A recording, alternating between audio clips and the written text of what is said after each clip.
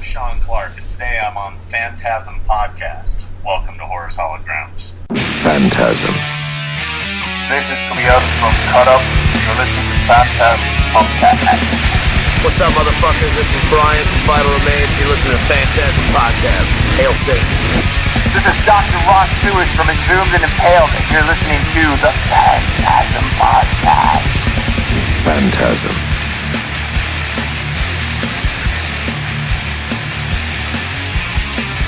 What the fuck is up, motherfuckers? And welcome to another episode of the FANTASM Podcast. With me, as always, Dr. Vincent West. Good evening.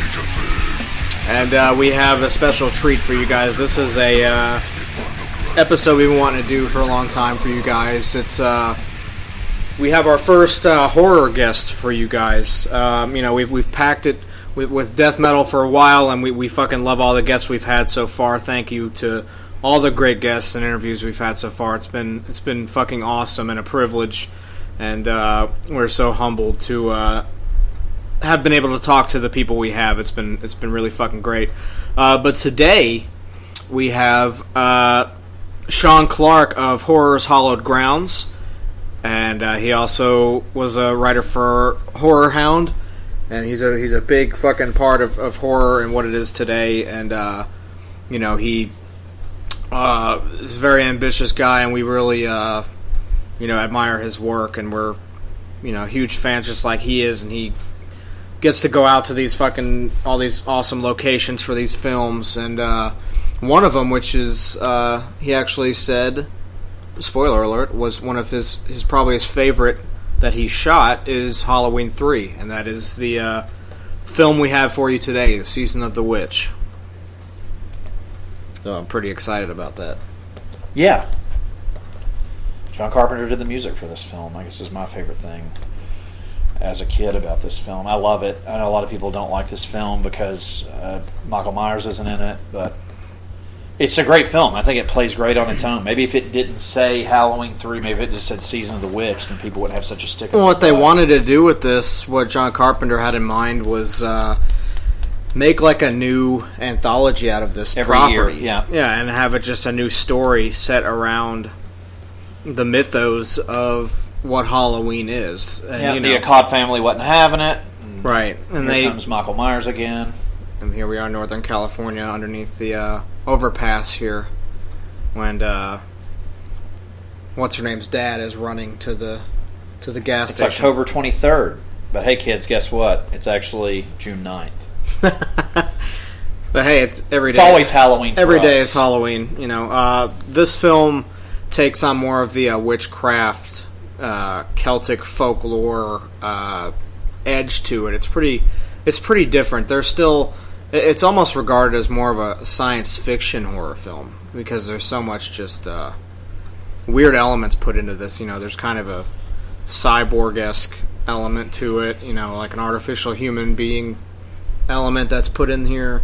Yeah, definitely. It's a lot. It's still got the thriller essence that Halloween brings to the table. It's very, you're thrown into the mix. You don't know what the fuck's going on. This guy's getting hunted down. He's trying to get away from these goons driving around, and who are obviously, later on you find out, of course, they're the Silver Shamrock, henchmen or whatever.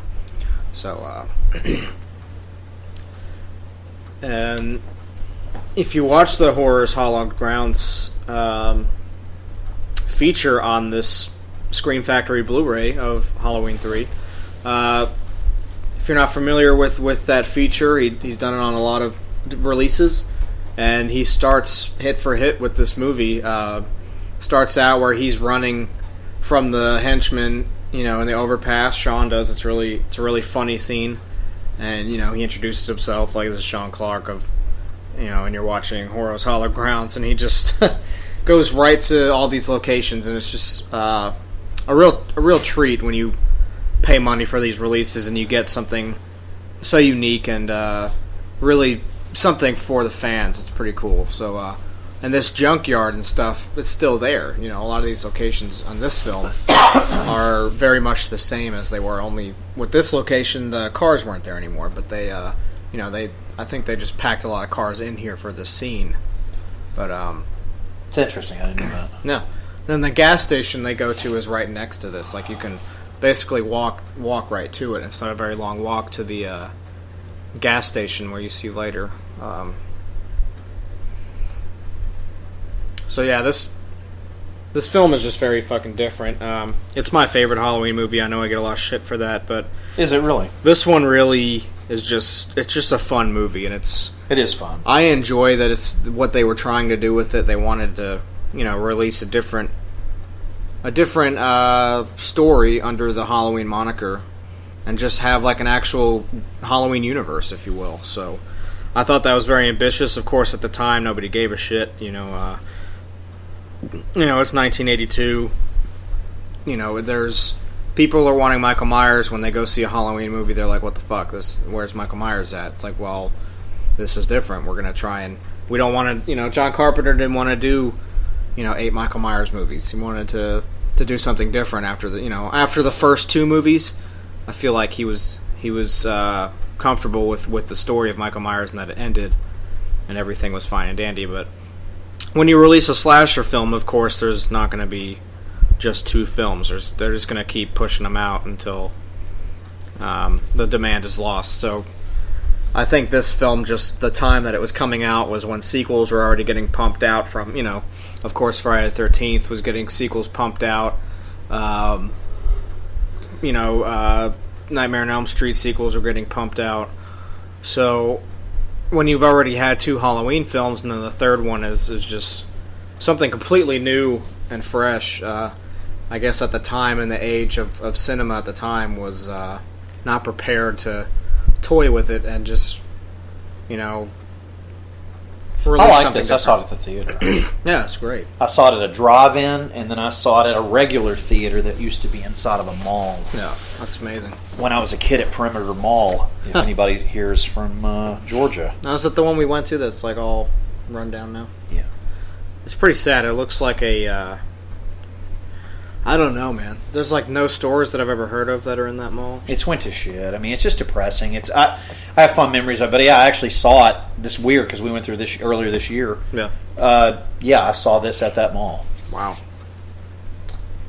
And but yeah, pretty cool. I mean, this movie sort of plays for itself. It's weird. Like when I first saw it, I've always liked it. I don't know why. Like it's just different. It didn't bother me because it's saying Halloween 3 is what's misleading about it. Right. But to me, I never had an issue with it. I don't know. I guess I'm different. I mean, it than was a lot of people. Halloween. It was still California.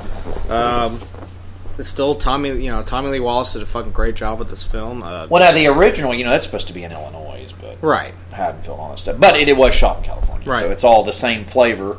Right. But what's interesting, I thought about this movie, and you guys will hear this later with our interview with Sean from Horror's Hallowed Grounds. A lot of location shooting on this is the same as The Fog. Yeah. Which is really cool. If you guys don't know, you can go check it out on iTunes. We have an episode. Corey could probably tell you which one. I don't know. We did an episode where we actually watched The Fog. Number 7, I believe. Okay. Right before our Brian interview of Vital I Remains. just don't know what the... Oh, is that... Oh, okay. It was the one right before that. Okay. Fun fact, the little assassin androids or whatever, like the henchman Dick Warlock plays. Yeah, he's the main one.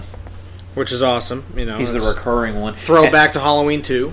And now we have one of Corey and I's favorite actors, in my opinion, gets no love in the business. Absolutely love this guy, and that is... Tom motherfucking Atkins. Yep. Love him. He's This great. film wouldn't have been the film without him. I mean, he's great. Dr. Chalice is just a great character. He's a day drinker. He's a family man, but he's kind of lost his touch with himself, and he's just he's a relatable character. Even though I'm not a doctor like Mr. West over here, I can't relate to Dr. Chalice. I had that haircut too. We also have the return of Scott's haircut.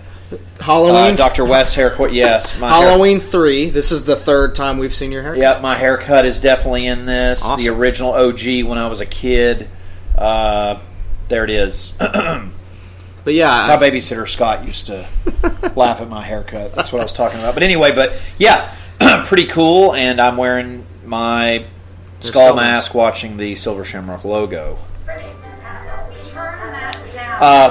I'd like to also mention right here, this is a huge part of this as far as I'm concerned. Another reoccurring character, as when it's the ties to, to Halloween, is Tommy Lee Wallace's wife, which is right there. She plays Dr. Chalice's wife in this film. And why is she unaccredited for this? Because that was her. It's a Halloween throwback, kids. I want to mention something cool while I'm... I'll get back to that in a second if that's okay. Yeah. You go to houseofmysteriousSecrets.com. They have, a lot of horror movie stuff. They have t-shirts. They have patches. But what they also have is they have quite a bit of Michael Myers masks, which are really cool. But they have exact prop replicas of the 3 Silver Shamrock Halloween masks for sale. They're $50. The witch one is $60. And the witch one being probably the scariest. But the one I've always liked, oddly, is the pumpkin one. I just think it's pretty cool. I like the skull one. Yeah, and the skull one's awesome. They have all 3 of them, yeah. And then it says, this mask is an identical replica of the mask created by Connell Cochran to kill innocent children on Halloween night, which is an awesome description. It was sculpted by their art director, Justin Mabry, and is based on numerous screenshots to make it the most screen-accurate mask ever released. Now, this is only $50 and here's the kicker right here. The mask includes the Silver Shamrock power chip, which I said on a previous episode. I don't remember which one it is. I said if they actually... I think we were on an interview, actually, with Ross, maybe.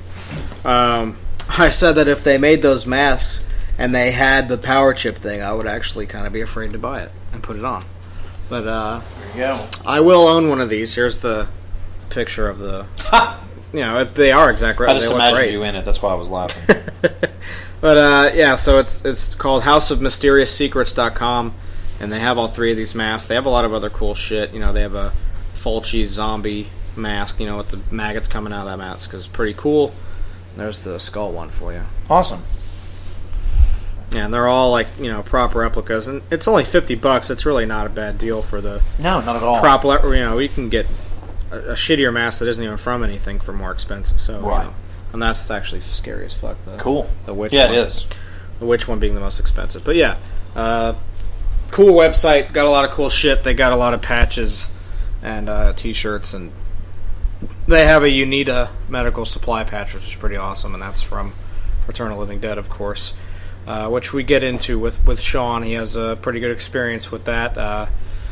With the upcoming Return of the Living Dead release from Scream Factory that comes out July 19th. You can check out Sean's Horrors Hallowed Grounds on that release when it comes out, which I'm very, very excited about. Or the other releases. Yeah, of course. He's on a bunch of stuff, but yeah, and we'll get into that later on when we get this interview out to you. Much later. Right now in the film, of course, if you guys are following along at home, we are currently at 14 minutes and 23 seconds, and you will know by this part that what's-her-name's dad has just been fucking murdered right in his hospital bed. And there's your mask. There's the mask. Nancy Keys is Tom Atkins' wife. This is what I was trying to get to earlier. Yes. She's unaccredited in this film. She played Annie in Halloween and Halloween 2. Right. And she was also in The Fog. She's been in a shitload of John stuff. It's just cool that she's in here. So even this movie is not John Carpenter, it still has John swimming through it. John did the score. You know what else is a funny tidbit? The announcer for the Silver Shamrock commercials, that's Tommy Lee Wallace. That's fine. How funny is that? That's pretty funny. I just think that's really awesome. I would kill to meet him and be like, "Hey man, can you do a voicemail for me?" And just be like, "Gather around, kids." So is this your favorite movie with Tom in it? Yeah, I'd really like the Chalice character. I think he's pretty awesome. Like I said, he's very relatable. He's very human. He doesn't seem artificial at all. And, of course, everything around him is artificial because this is fucking awesome. This guy just here douses himself in the fucking... It's just so fucking awesome, this whole scene. This movie is just batshit. It's like you don't know what the fuck is going on. You're basically... you're uncovering everything as it happens, just like the characters, and that's really an awesome element to do, to be a part of. Tom will always have a special place in my heart because he played opposite Lee Van Cleef in Escape from New York. Of course. Which is my favorite. I mean, this is my favorite thing with him in it because he's actually in this. He's not really in Escape from New York. He's in it, but it's more of a bit role. Right. So, yeah. It's good stuff, man. Yeah, I really enjoyed it. It's just a shitty thing that this film wasn't successful at the time because, it just wasn't what people wanted at the time. And I think that for what it was and what they tried to do so early with the franchise, it really speaks volumes for the character that John is and how ambitious of a filmmaker he is to want to just, okay, we did 2 Halloweens, now this one's going to be something brand new. We're not continuing the Michael Myers thing. That takes balls to just try something new. When you know that what's working with your formula is popping off and you're getting success out of it, and then you try and change your style, I think that speaks volumes for John's character, and I really respect him for this film because this is just such a good fucking film. Tommy Lee Wallace was supposed to direct Halloween 2. Really? And that Rosenthal guy got it when Tommy turned it down. But I believe he was picked by Universal. He wasn't picked by John. He may have been picked by Deborah Hill, but I don't think he was picked by John. I want to kind of go into that a minute. I'm not a fan of Halloween 2. A lot of people like that movie. If I'm going to watch Halloween, I'm going to watch the first fucking film. That's my favorite. Right. If I'm going to... And honestly, I would rather watch some of the later ones. Halloween 2 has a really bad flow to it. It's like, hey, it's big budget, and it's too brightly lit. Here's Michael Myers. I don't know. Yeah, I'm going to take shit for that, but I don't care. I'm just not a huge fan of that film. It has a weird flow to it. I do like it, and everybody likes it because Michael Myers is in it. It's like it's Dick Warlock. It's not even the original shape. It's not even, it's not. It's okay. I like it okay, but it just I don't know. I tried watching it recently. It just, I don't know. All right. Really, I liked the film when I was growing up a little more than Halloween 3, when I was getting older. I'd rather watch this. Yeah, me too. Especially now. I've really grown to love this film, and I always have, but I don't know. It was a little harder to understand when I was younger what the fuck was going on. Well, in a lot of ways, this movie just kind of starts and ends. It's not really... I think it's supposed to do that, though. But there are a lot... It all makes sense, Sure. The build-up is great. There's always tension. There's always what-the-fuck moments. And, you're trying to figure it out as the characters are. And it all culminates and makes perfect sense when it's over. Because that's... Unlike the Italian horror films we watch, these movies make sense all the time. But you're saying what the fuck because the characters don't even know what's going on. Right. In Italian films, I don't think they even try to understand, which is fine. There's just a funny thing we all touched on with the Ross episode, which was great. But with Halloween 2, when I was younger, I was way more into just straight kill scenes and slasher stuff, which I still am. I don't think there's enough of it. I still am, and that's the problem. Subtle in that film. I like some of the kills in that movie, but I feel like they're more built up for the kill than it is to the actual kill happening. You know what I mean? It's built up to where it's going to happen, and then when it happens, it doesn't pay off really. But I think I like maybe I don't know. I love the boogeyman aspect of the first movie because it's in a neighborhood, anything can happen. You're. I know him prowling around a hospital is kind of weird. Yeah, it's like I'm usually never in a hospital, so I can't put myself in the shoes of the employees at the hospital and then feel afraid I like horror movies to make me think about where I am and if I'm safe. You know what saves Halloween 2? What's that? Where I will still say that I like it. Instead of, if I give something 5 stars, I give that movie 3 stars. What the saving grace of that film is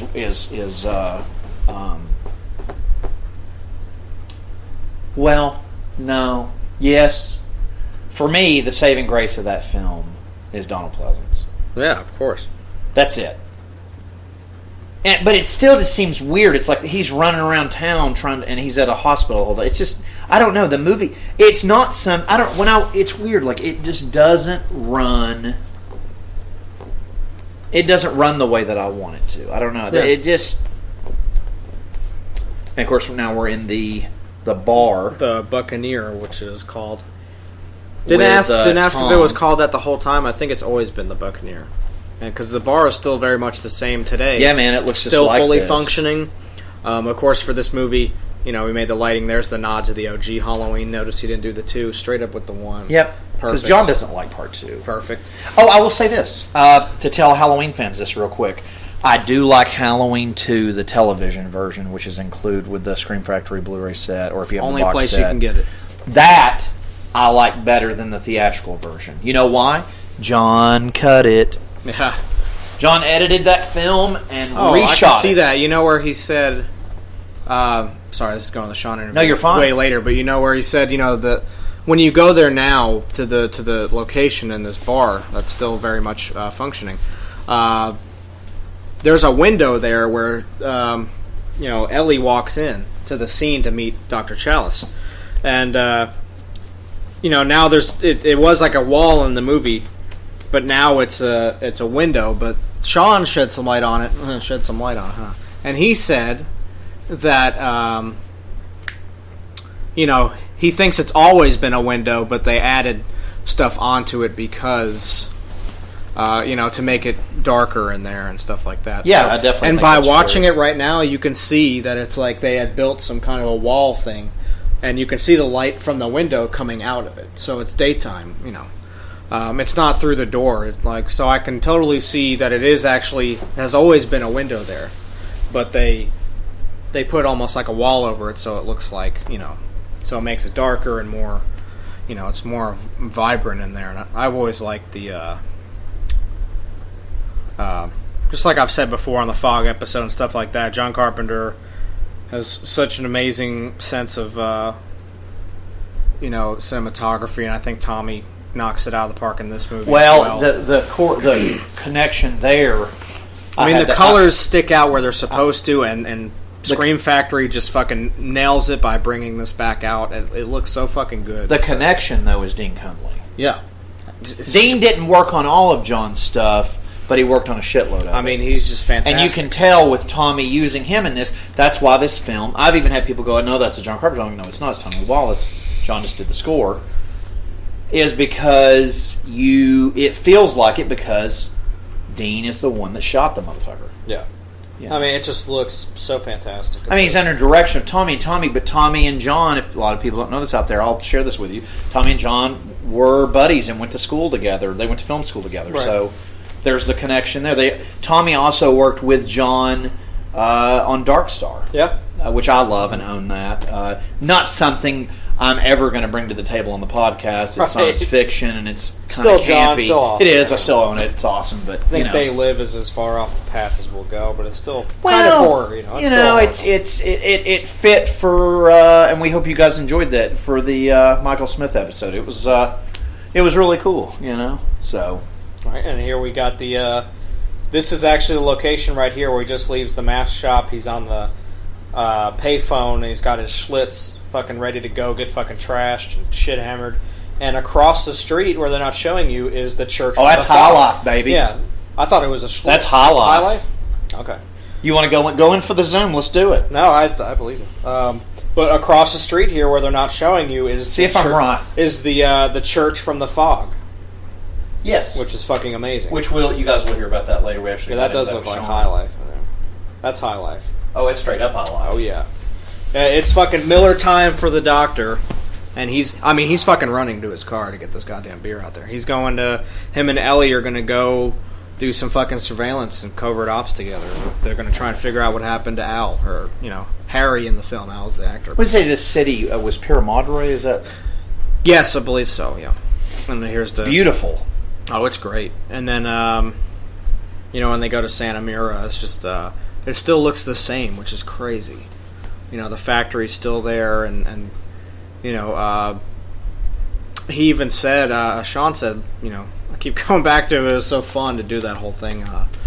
That drive that you see that they're going through right now in this film, we're at 25 minutes, 28 seconds for you. That's the long drive they actually had to make to go out here to Lolita, right? Yes. Is the Santa Mira of, and they scouted so fucking hard to find this location, but Tommy knew exactly what he wanted, and when he found it, he would know. And that means this is Northern California, I believe. Yeah, and they looked everywhere. Like far north, like up near Washington State. Yeah. It is beautiful, though. No, it's great. And, the cool thing about the Horror's Hollow Grounds thing is, as fans, we're already so enthralled to see these locations now and how they've stood the test of time, but it also,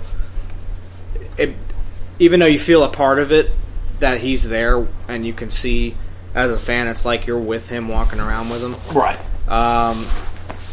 It's also makes you want to go there yourself even more than you did before, Like, to actually... Dick Warlock, kids. Yeah, to actually see somebody going around the town like, hey, that's where this was, and that's where this was. Don't you bank at Shamrock Savings? I do, yeah.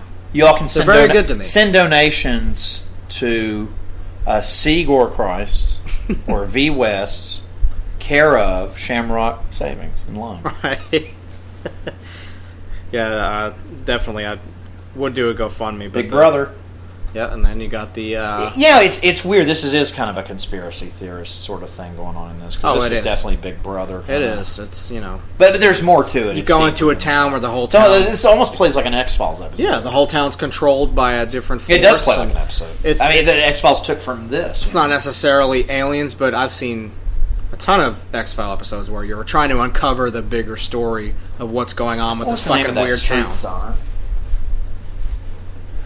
Like that weird, and a lot of X-Files stuff. There's that weird town that's obviously being run by something else. Can you back just for a sec for me? Sorry, everybody. We're gonna fix it.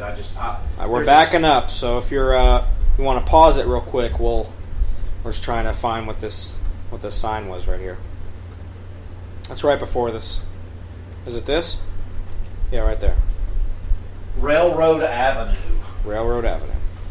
Makes sense. That's totally what it is. Okay, we're starting back at 27:14. So when we get to the spot you're at that you're paused on, hit play again. So if you're playing along, guys, we really appreciate you popping in these films when we do them. Because we don't do this live, so you have enough time to prepare. Like, okay, these motherfuckers are doing Halloween 3. You got to put it in my player. Let's do this. So anyway, sorry about that. That makes sense. Yeah. And of course, here's the where they fuck Tom and Ellie. But what's cool about the doctor, whatever. But what's awesome about this is if you guys watch the Horror's Hollow Ground episode for this film, you'll enjoy the interview with Sean when we discuss some stuff about when he did that. Yes, because which we're going to leave that as a surprise. It's pretty funny. It's very funny. It's also very real. Yeah, wasn't staged. Doing this stuff. Was not staged. No, it was. But this is actually run down now. This I think they're turn them into apartments more or less. Yes.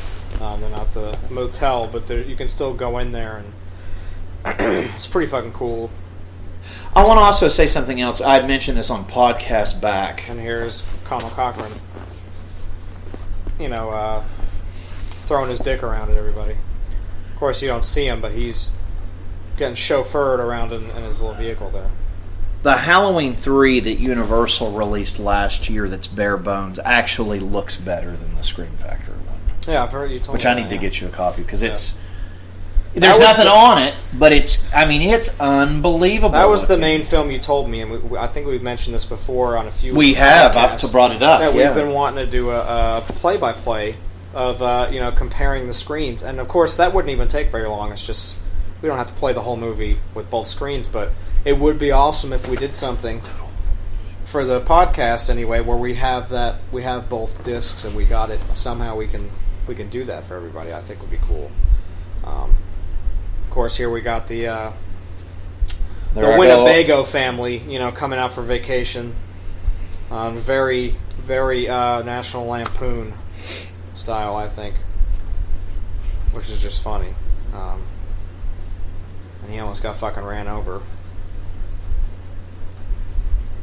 And you can tell, that's that lady who gets her fucking head blown off later, which is great. You get to see some of the people. Glad I never had to travel in a Winnebago. Yeah, private. It looks very smelly just from the people. In this scene, you get to see a lot of the townsfolk and also other travelers that are just coming in from other parts of the city. So it's very interesting. You're getting a good feel for everything, and you can tell with the chaos of Halloween coming around, everybody's trying to buy those fucking masks because they're mass marketing it and everything, and people are uptight. They're getting ready for this bullshit to be over. What they don't realize is that everything's going to be over.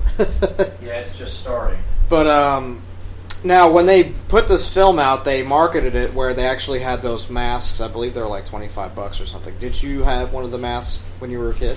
The only mask now, obviously I wasn't old enough to be that nerdy reading horror magazines.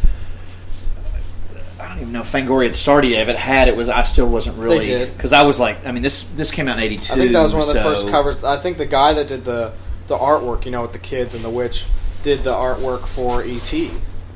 And that makes sense, because it's Universal. That's the Halloween 3, that original poster art was put on a Fangoria cover. Well, what I wanted to tell you about it was, though, what I do remember... Oh, wait, right here. Is this the announcer?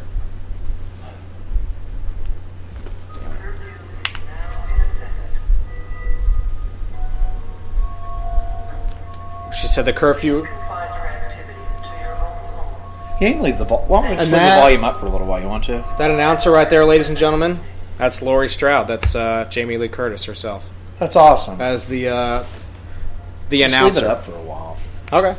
Do something weird with it. Doctor ordered. Well, there's actually no subtitles on this film, so we kind of need something to go with here. Which we can, we know this fucking movie anyway. I've watched it more times than a lot of the horror movies I have, but. We'll leave the volume up a little for you guys, just so we can still keep track, and I think it'll just be fun because I really love this movie with the interesting thing, and I got off track there, but the interesting thing that I thought was you asked about the mask. There was the rubber band style you could get of the skeleton. Right. Is that what they were doing with those? It wasn't a full... You couldn't get the witch. Right. They didn't make the witch. They just made the skeleton and the pumpkin. I'm not saying they're like officially licensed, but that was But they did do a marketing for this film where they had the mask, as official as it can be. I'm sure it was probably something mail order out of the back of a magazine, but yeah, as a kid, I was still really young. It's like I just remember the ones I could get as a little kid, and because I had the skull one. Right. I mean, I just bought it around Halloween because I wanted it, not because I was going to wear it for Halloween, because I went as something else. I went as like a Captain Kirk or something. I'm not really sure what I went as. Vulcan, something. But I got that skull mask because I thought it was bitching, and I'd run around wearing it while I played outside and stuff. That's cute. Right. So.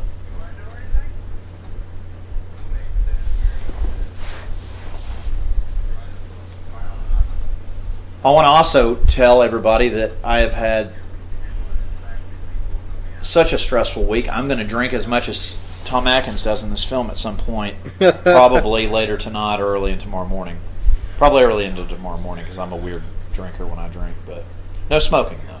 We'll leave that for Tom. Stop listening. Sorry about that. We had a Xbox One intervention. We got the scene with Jonathan Terry here, who's Starker, which is I guess he's an ex-employee of the Silver Shamrock Factory. He was in Return to the Living Dead 2, actually. What else was he in? He's been in something that I've seen. Hit the TV stuff because it's driving me nuts. Let's see, 80s TV. Well, I know he's in Return of the Living Dead 2. He's, He's the Colonel. He's Colonel Glover. He's Colonel Fuck.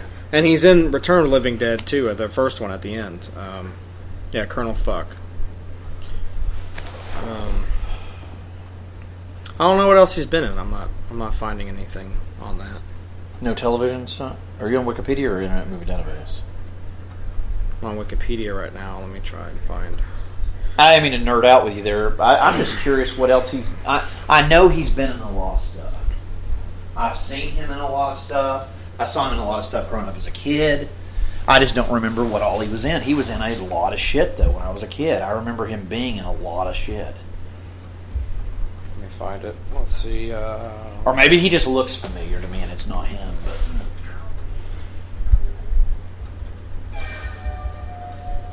John's music. He's in Cold Case. Okay. He's in Monk.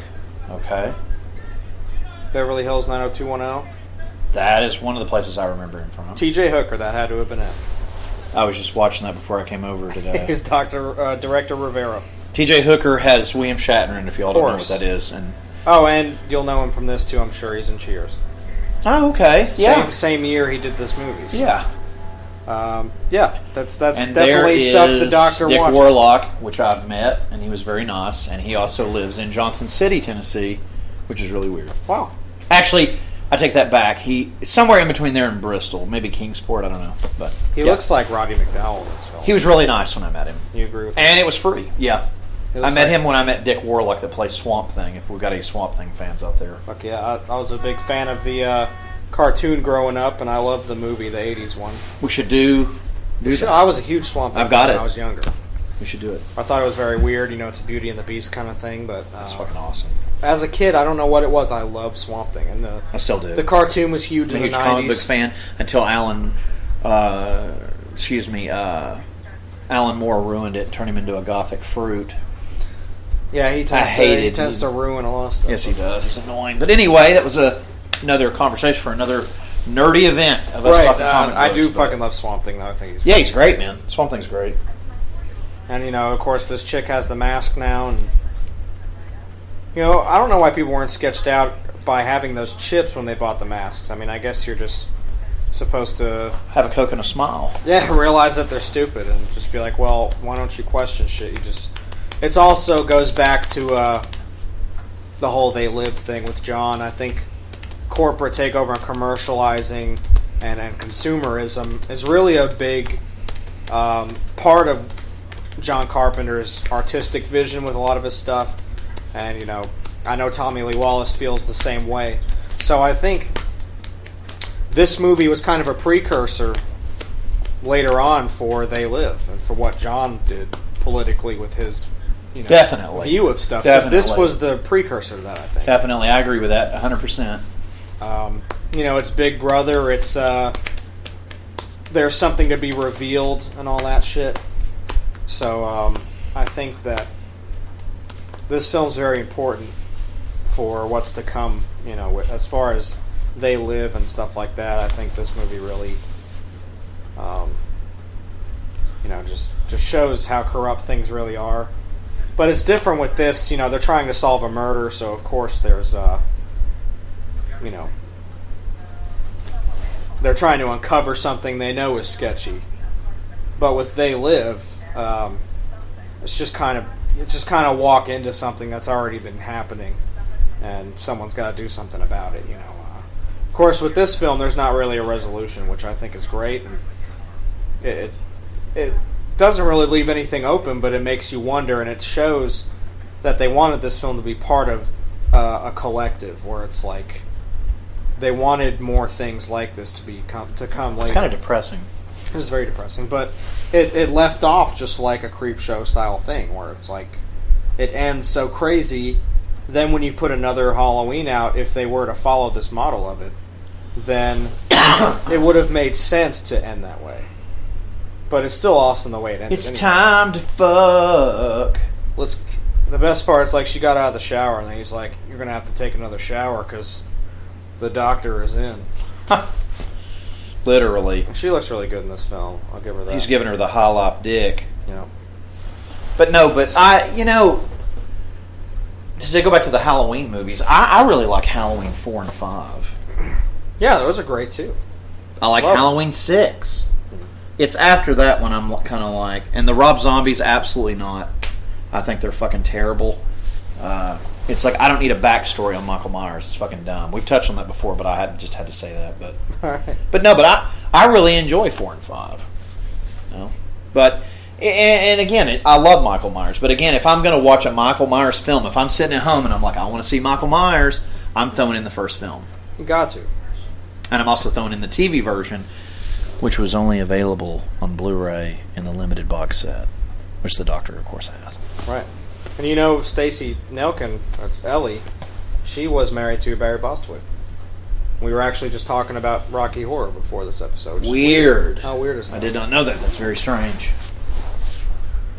Only for 4 years, but If y'all don't know this, I want to kind of share this with everybody out there. If you ever meet Corey, he will be dressed as Dr. Frankenfurter. every time that's how I dress. And I don't consider it cross-dressing. I just consider it myself. he's a sweet transvestite. Yeah. With a horror fixation. No, great.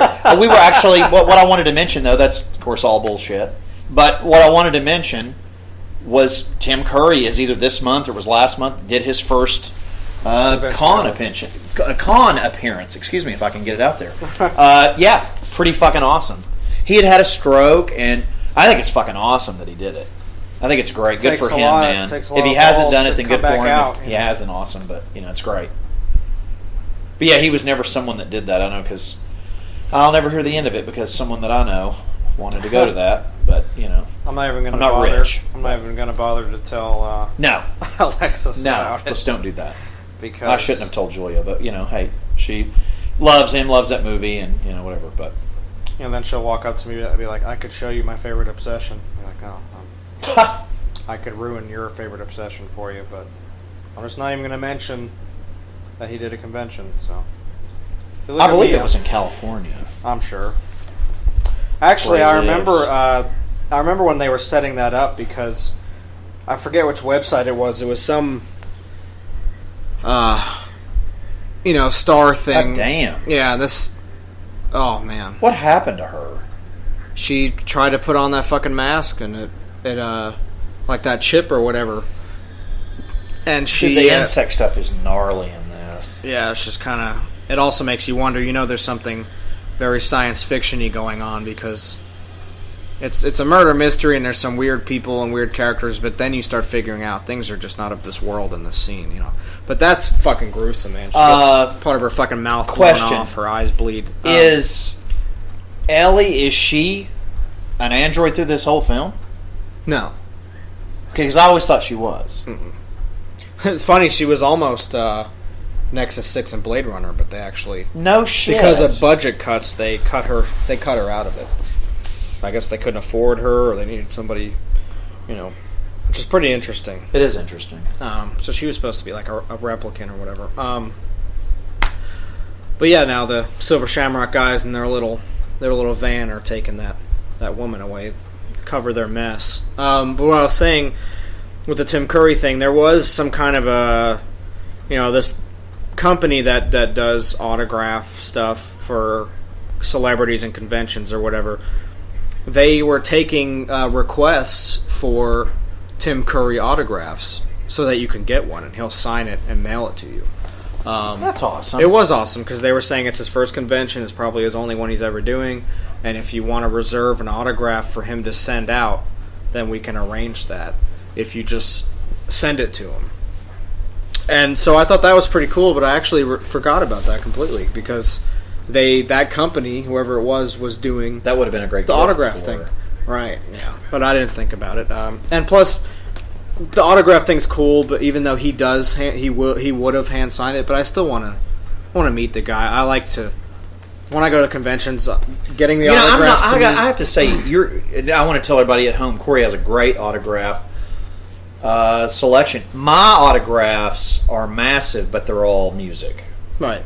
It's all... Me too. I have my fair share of music ones. I've got... Ticket stubs, Dude, I've albums. Got, yeah. Mine's bad. Yeah. That's my... I never really did... And I guess I should say this. I've never really done the convention thing. I don't like being around people. Right. I know. I've mentioned this in other episodes. I think it's awesome that you have all this stuff. I just never... I don't know. I get weirded out by it. Like, I've been... but I've had more negative experiences Right, and that's at a yeah. convention than I have positive. I wouldn't go because either. it's like people trying to. I feel like I'm in a competition. Right. Well, everyone has a different experience, and I'm glad yours have been positive. Mine have been really. that's negative. the only reason I kept going is because I've never necessarily had a bad one. I've had one or two bad experiences with, the actors or the musicians, if you will, and we've spoke about that on previous episodes. But overall, as far as the people that I've been around and the organizers and the other celebrities that I've been around, it was very That's great. It was very positive for me, but not everybody can walk in get the same result out of that. It's different for everybody. Should I go into some of the ones that were mean to me? Yeah, man. I got the Savini and the Freely. You got. Let's hear it. Gene Simmons was horrible to me. I can only imagine. That would the irony about that Ace one ruined me, but Gene, even though I know he's a fucking cock, like I know he is, and I would chance it anyway, that would destroy me. Here's what bothered me about the Gene thing. Gene Simmons was at a adult video news convention I was at. That's fair. And in Las Vegas, he's signing and taking picture stuff for free with guys, not with the porn stars, with dudes, like these nerd kiss people. So I walk up, and he tells me to fuck off. That's the true story. Was he with somebody else, or he was just done? He was just a dick. I don't know. Because if he was signing with it was free. else, It was free. You weren't paying. He's just standing there signing stuff for people. I walk up to get a picture with him, and he tells me to fuck off. Here's the irony of this. This is a true story. The same convention, I met Vince Neil from Motley Crue, and he was fucking awesome and bought me a beer. Got a picture with him. It's fucking great. But, but it's one of those things where it's like, when I go to, like, Corey and I are supposed to be going to a convention coming up, and I'm honestly thinking about not even doing it. And the only reason being is, one of the people that are there, which I've mentioned on another episode, I think the last episode, is William Shatner, and I don't want him to be a dick to me. Because I've liked him since before I could crawl. He's the main one. There's a lot of other people there that I'd like to meet, but he's the main one.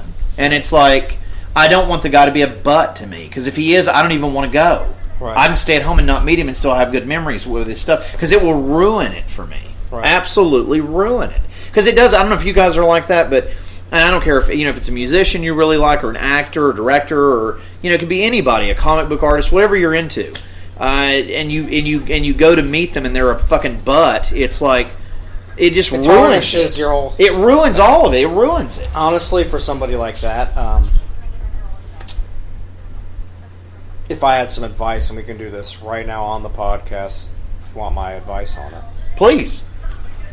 If it were me and Bill Murray was at a convention, Right. or Dan Aykroyd, that's my Shatner. Yeah. Or Mark Hamill is also my Shatner. So I have a few Shatners, I guess, in my life. I don't know. I do too. I mean, I could get into that if we want. But if I went there and I didn't meet him, and I said I don't want to have a bad experience, I would regret it for the rest of my life that I didn't take the chance. As big of a fan as you are, that's something you like. You have to do that. I mean, I am. I'm obsessed with it. That's what I'm saying. It would be. It's the same thing with when we tried to meet Lemmy or whatever. We went to a Motorhead show. Great fucking show. Ended up being one of the last U.S. shows he ever did. It was one of the last days of that tour. It was the last. It was the last day of the tour? He did a Florida date after that. That's all we got. So it was the second to the last day day of the US tour. We waited for a long time. He ever did. We didn't get to meet Lemmy. We saw him perform. We waited for 4 hours, kids. 4 hours. We had to miss Anthrax over it. We had to miss... forget the other. There were some other bands, but I mean, the point is we put our time in. And this is before and after Motorhead played. We didn't miss anything of Motorhead, but we stood out there and waited. And just for something to happen. To no avail, nothing. But that's what we do a lot of the time. We're super fans. We just want to do our thing and thank them and try to shoot the shit for a little bit. So that didn't happen, but I felt really great that we tried as hard as we did, because it just wasn't meant to happen. With the whole those are things that you take to your grave with you. Exactly. I'm saying with the Shatner thing, that's something you just have to do while you have the opportunity, because you may never get another chance again. No, I mean, it's right here in my backyard. It's just it's a money thing's one of it, right? That's one of the Of course, problems. it's a little, But it's also kind of a mess. Like they're wanting you to go down there Friday to book it to get it done. Maybe Friday, or then you may have to wait till Saturday. It's such a fucking mess. I don't even understand. Well, here's what they're wanting me to do. For the pre-order thing, you can go ahead and buy the ticket for either your photo op or your pre-autograph, or you can do a fan package thing. It's a little more pricey where you do both. You get the picture. I don't want an autograph from them. Right. I'm just saying, this is, you can do all that stuff. I want to talk about this a sec. I don't like getting autographs where it says to like the to Vincent. Like, I don't want that. Like, I want them just to sign it. Right. And he will not do that. Bill will not. See, that's weird. Stuff. I thought he was one that will not personalize. No, he's the opposite. Wow. Because he doesn't. He's weird about it. I don't know. Well, he doesn't want someone to just sell it. Well, no, I mean, I get it, but it's also. I'm not really into the autograph thing. Like, if I get an autograph, I'll tell you what. Every autograph I have, 90% of it I never paid for.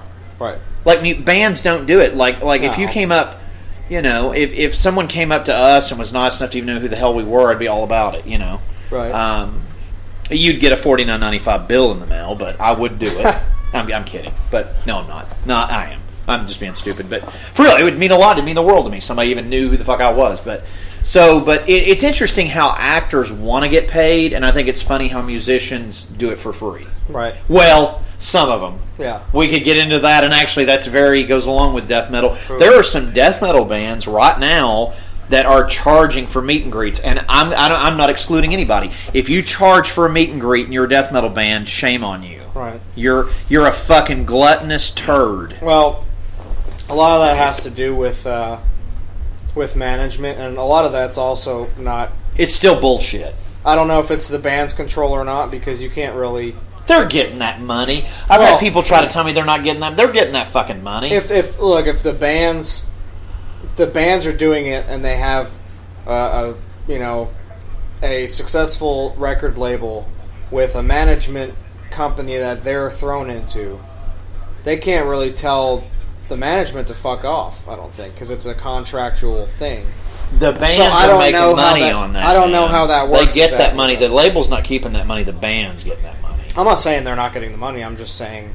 I'm not excluding anything. I mean, I'm not talking about the Scorpions or fucking Kiss or Motley Crue. I'm talking about, death metal. If you're charging people to meet you, I don't care who you're a fucking piece of shit. Yeah. You should not be charging these people money when you're a cult band. I mean, I get it when Marilyn Manson charges, or like I said a second ago, the Scorpions or whoever. I get the Iron Maiden. I get that. AC/DC. Sure. Van Halen, you're going to have to fucking pay to meet those people. I get it. I'm not going to do it. They can blow me, but, if you want to do that, that's your business. Guns N' Roses, they're doing a fucking meet and greet. And that's fine. It's actually really cool. And that's fine. But here's the thing. These death metal bands are not at that level. It's like, who the hell are you to be charging for a meet and greet? Like Behemoth doing that a few years ago. Fuck you.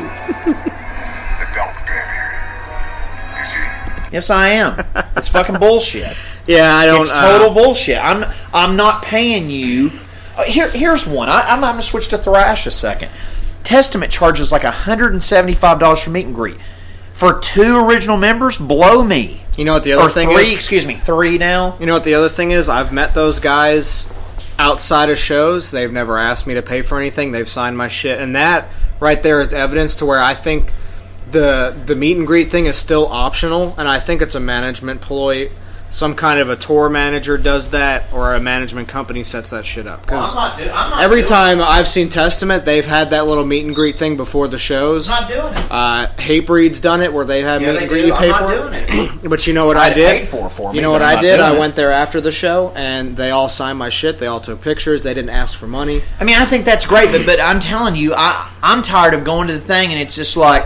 It's like he's got his meet and greet fucking butthole lanyard, and he's like, I'm the big fan because I work at a fucking steam plant and make $1 million an hour because my daddy got me the job. It's fucking bullshit. You remember Iced Earth had a meet and greet thing? Fuck that shit. And they're like, it said like VIP fan on there. They got like a T-shirt and a stupid laminate. Well, we met him outside for free. And we met him for free. So that's what I'm saying. I know, but there are a lot of them now, and I'm not going to go there. I really want to go there.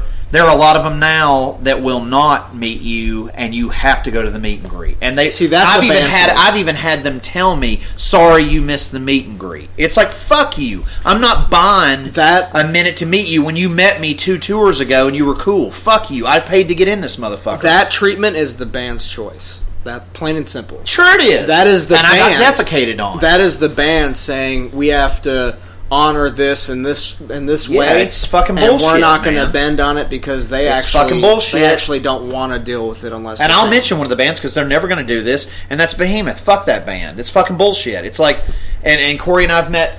We met the whole band. We met the whole fucking band before they were doing this. But now, if you go see them, it's like you got to pay for your VIP meet and greet. It's like, then guess what? I'm not physically, because I buy physical media. I buy CDs and fucking Corey buys cassettes, and we buy vinyl sometimes. I'm not buying anything from you again. I wouldn't buy a fucking beer coaster from you. Fuck you for fucking charging.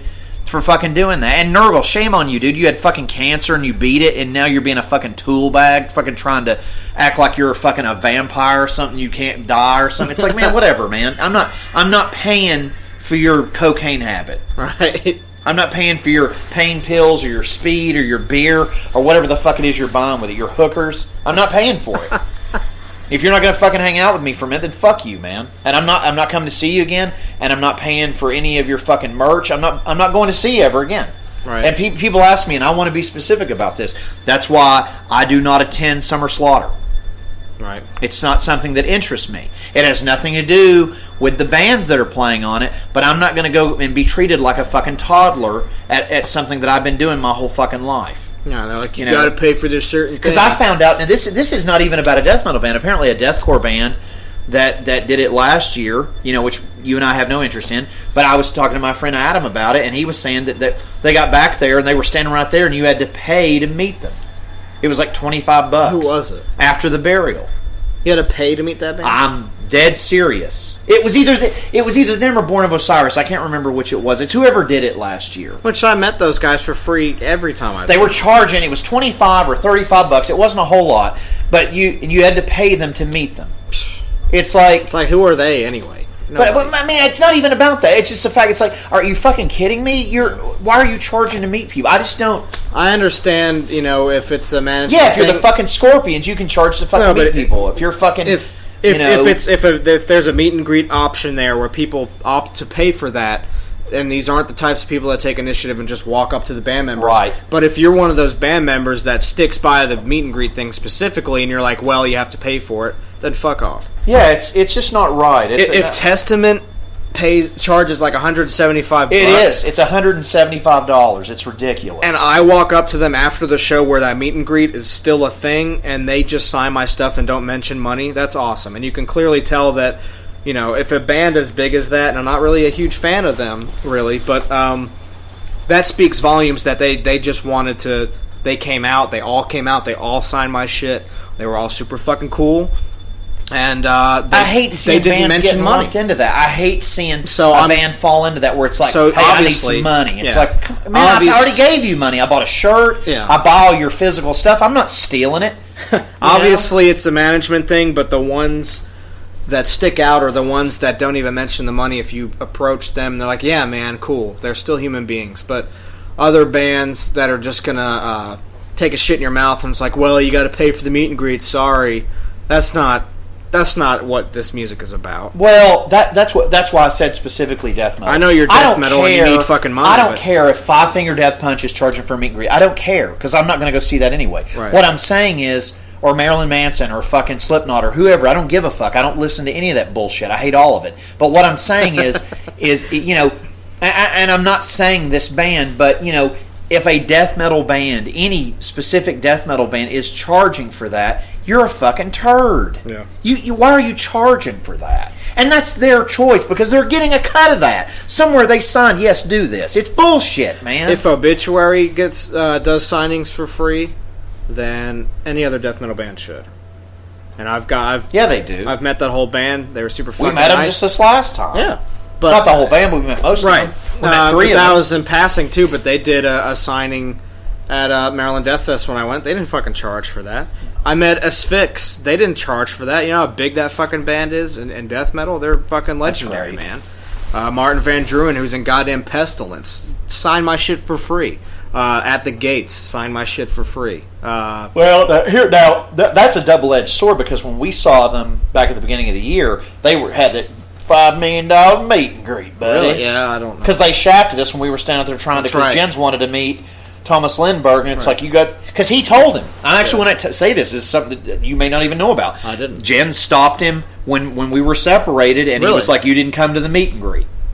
Wow. So fuck you at the Gates. I thought that was absolutely shitty. It's like, Whenever are you I fucking kidding me? Whenever I met him and he signed You're my a shit fucking for rare free. Swedish band. It's like, you're not the fucking Beatles. I'm sorry, it's fucking bullshit. I'm not pulling punches on this. It's fucking bullshit. See, that's another thing too. It's like I didn't get that treatment when I met him, so why does one of my friends get that treatment? Yeah, it's ridiculous. It's at absolutely garbage. a fucking club show. It's not even Well, a festival. here's- I get to meet him at a festival and I get it for free, which is like, and then when you go to a small club venue and you get burned, I don't understand that. I met All of Destruction with Jens, and these kids came up and thought we were in Destruction. You mentioned that. They just pulled all of us in the photo for the thing. It's funny. Yeah, it was hilarious. But my thing about it is those guys weren't acting like that, and They were having fun with it because they enjoy their. I just don't life, get it. guess. I'm not paying to meet you. I have no use for that, man. I need to stop talking about it. It drives me fucking crazy. I think it's tacky. I get it with bands I hate, but it's like, you're a death metal band. Why are you charging to meet people? Speaking of robots, this is where you find out that these henchmen are fucking like androids. And I apologize. I went way too far on that. No, that needed to be said. But this is where the shit hits the fan, folks. Things are coming together. You find out Dick Warlock and all his little goons are androids. They have like this pussy tall man blood, if you will. It's like greenish. Yeah, looks like fucking banana pudding. We're an hour and 2 minutes into this film right now, guys. If you've lost track, I'm very sorry. We went way off. We did. We went way off. I'm so this sorry. Is what No. This is what you expect from us on this podcast. Is that maybe we should edit some of it out. I went a little far with that, but it hurts my feelings when I don't know if there's any of you guys out there when you show up at a show this is the last thing I'm saying about it. You show up at a show and there's some guy walking around wearing his I'm with the band because I've got a big wallet. It's like, well, not everybody has a big wallet, and that's another thing. This is the last thing I'm saying. You're alienating your fan base when you're giving special privileges to people with money. Yeah, it's very true. Especially death metal. It's like you don't That's make what money I'm saying, in death dude. metal. You're not your fucking fans, Kiss. Your fans Kiss don't can do have that because the it's money. Kiss. But you're not fucking Kiss. It's like it's fucking. And I'm not saying bands that charge for it should do it. I'm just saying, but it's expected when Aerosmith or Kiss or Van Halen or Scorpions or whatever charge for that stuff because they're old farts and they want money and then they're totally sold on it. But don't pretend you're one of these bands. You're a fucking death metal band. If you really care about the music and you really care about what you're doing, then don't ask people for 75, 150, whatever it is. It's fucking bullshit. Here's something real fun, real quick, and this is the last thing I'll say. I remember a guy we knew, Anthony, paid Soil Work for a meet and greet. I wouldn't give Soil Work a cup of my piss, much less pay them for a meet and greet. And again, we're switching genres, whatever, but it's like, I'm not paying you. Here's the thing. Who the fuck do you think you are? You know what we did before that show? We went outside and we met the entire band In Flames for free. Way bigger Swedish band. But he paid Soil Work for a meet and greet. Even though, actually, he would pay for meet and greets when me and him would go to shows, and I would meet the bands for free after the show. Never paid for a meet and greet in my fucking life. If I did, it was somebody else got it for me as a gift. My brother paid for me for a present and got me an All Shall Perish meet and greet. I paid. But that was a sound check thing. You got to go in to the venue and whatever. Not something I would have paid for. I'm not even touching on that. But I'll tell you one I paid. I paid $20 to meet Dave Mustaine. It was worth every fucking penny. That's Dave Mustaine. He should charge. It was $20. Not saying he should charge, I met but Dave Mustaine. It makes sense that you pay for somebody like that. I met Dave Mustaine, and I met fucking Chris Broderick. Right. And I met the drummer at the time. Glenn. Sean Drover. Yeah. Glenn's the other one. And they were great. Yeah. They were super nice to me. And that's that was Megadeth. That's Dave Mustaine charging $20, and then it's not a death metal band. I mean, I've seen these bands do this. It's tacky. It is tacky. I'm not paying you. Yeah. I'm just not doing it. And I didn't have to name the death metal band that I'm mad at because you know who you are. Yeah. You should be ashamed of yourself. You make all this money off of us, and you want us to pay to say hi for a minute? Whatever. Or treat me like I'm a stalker? Give me a break. Yeah, there's no sense in that, and and I'm sorry for the blast about it, but I can't believe I've never actually talked about this before because it's something that really bothers me. I think we've touched on it, but we've never actually gone. It hurts my feelings. It's awful, and I hate them seeing them doing it to other fans. It's tacky. And it's like, here, to give us another $100. It's like, dude, you've already ripped me off on the shirt. You've already ripped me off. I want to actually plug a band here real quick. There is one fucking band that I go see all the time that's merch is cheap and they always hang out. And I fucking love you. Goat Whore, fucking love you. Fucking love you guys. Absolutely love you. We'd kill to have you on the podcast, but thank you for the amazing merch process, and thank you, Sammy, for just being fucking awesome. We can't buy your shirts at Hot Topic, and we don't want to. It's fucking awesome. It doesn't go to you then. It's fucking awesome. You guys bring these. You guys know how it works, and we've heard it from Sammy, the man himself. Yeah, he's you guys want to bring out T-shirts. He goes, we got punk prices, and he wants the merch to be stuff you can only get when you see him at shows. He's like, hey man, you want a T-shirt? Come to our fucking show, and that's perfect. Of course I'm going to buy a fucking T-shirt. And somebody asked me recently. That's why I brought this up, and I'm stopping with this. Somebody asked me recently, what's one of your favorite bands? And if you really think about it, they're one of my favorite bands. They're definitely in my top 10. I mean, why would they not be? These guys are fucking amazing. My girlfriend's not even a huge death metal chick, but she fucking loves Goat Whore, man. It's great. Yeah, that's her favorite. They're one of mine. They're one of my favorite bands. I think they're great, but it's one of those things where it's like, oh, another thing, Morbid Angel doesn't charge for meet and greet. They're cool. So that's another one. There's a lot that most don't. There's a handful, maybe even Suffocation doesn't. Maybe not even a handful. There's maybe one or two select ones that just charge. Nile doesn't. No. Never seen those guys do that. It's fucking tacky. Sacrilege. Well, it's just tacky. It's like, are you kidding me? We have any Carcass fans out there? When Corey and I met them, they were fucking great. Those guys wanted to fucking hang out and to see how we're doing. Slayer, they didn't charge for a meet and greet. No, we saw them headline, but they were cool. But I mean, when I saw Slayer, there was no thing at the merch table like buy a Carcass meet and greet. It's just they'll fucking hang out anyway. No, they're drunk. They're having a good fucking time, getting loaded. They're fucking, British, I'll bring up somebody else that's really big, and whether people like him anymore or not. But I want to give another shout out to this because this is something that I think needs to be told, and you can't meet this person anymore. I was lucky enough to do it, and I am wrapping this up, and I mean it this time. I'm stopping. Chuck from Death never, ever was mean, rude, or asking for money, and he was all about it. All you had to do is walk up to him. That's it. It's because he loved the fucking scene anyway, That's it. And there you go. That's the daddy of it as far as I'm concerned. He's the fucking godfather. Man. That's it. And if there you go. And if you guys don't have the Scream Bloody Gore reissue, pick that up. It's out. And it's $10 at fucking FYE. They actually still have the 3 discs up. I don't know about right now, but the last time I checked, nice. They were still available. By the time you hear this, it may be gone. You can also get the 2 disc. That's available, in stores. 3 disc could be a little harder to find. I would just get it from Relapse. You want the 2 disc? It's $10 at FYE. Right. I don't know why the fuck I'm plugging that store, but it's $10. Probably because it's $10. But yeah, but back to the movie. There's your mask, and Corey's wearing it, and he's dying. It's just it's so killing nasty, Corey. Man. Corey's dying right now. He has my bowl cut, but he's dying. Actually, I guess that's me technically dying. Is that you with the hair? Yeah, I'm dead. Yeah, and then all these bugs just crawl out of it. I don't even know how it's fucking nasty. I don't even know where that comes from, but it's just like gnarly, dude. It's witchcraft, It's some fucking crazy Celtic voodoo shit. And the insects are just ugh. That makes it even worse that your dead body's got insects crawling out of it. And snakes, yeah. Of course, these are the guys that were like super fans of the whole Silver Shamrock manufacturing plant and all that, and Now their family's deceased. now they got a fucking rattlesnake he's got to deal with. It's about to fucking bite him in the nads up here. And I love how the music just like gets more and more intense. There he goes.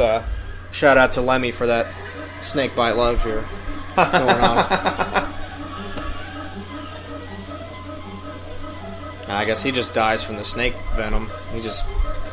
Anyway, we're back on track, and we're looking at all these insects, which is nasty, and there's my dead body. This is the only... My bowl cut has once bit the dust, because in the fog I lived, but I died in Halloween 3. I think that scene right there with the bugs is the only part that David Cronenberg will watch. And probably masturbate, 'cause he's just like, I love bugs and gross shit. You're right about that. But yeah, man. Back to the horror aspect of it. And we're at a minute and 11. Buck 11. Buck 11, ladies and gentlemen. It's different when you go to something like conventions, and this relates to something, later with the Sean interview that we did, which is awesome. Very we insightful. Had a really good interview. Yeah, with it was him. great, man. Don't want you to forget about that. That's coming up shortly, and it's long. You got a long one coming in. It's another hour and a half jam packed into this. Right after this movie, right now we're in Dayton, Ohio. 3 hours and change, kids. New York. My hometown's getting fucking slammed.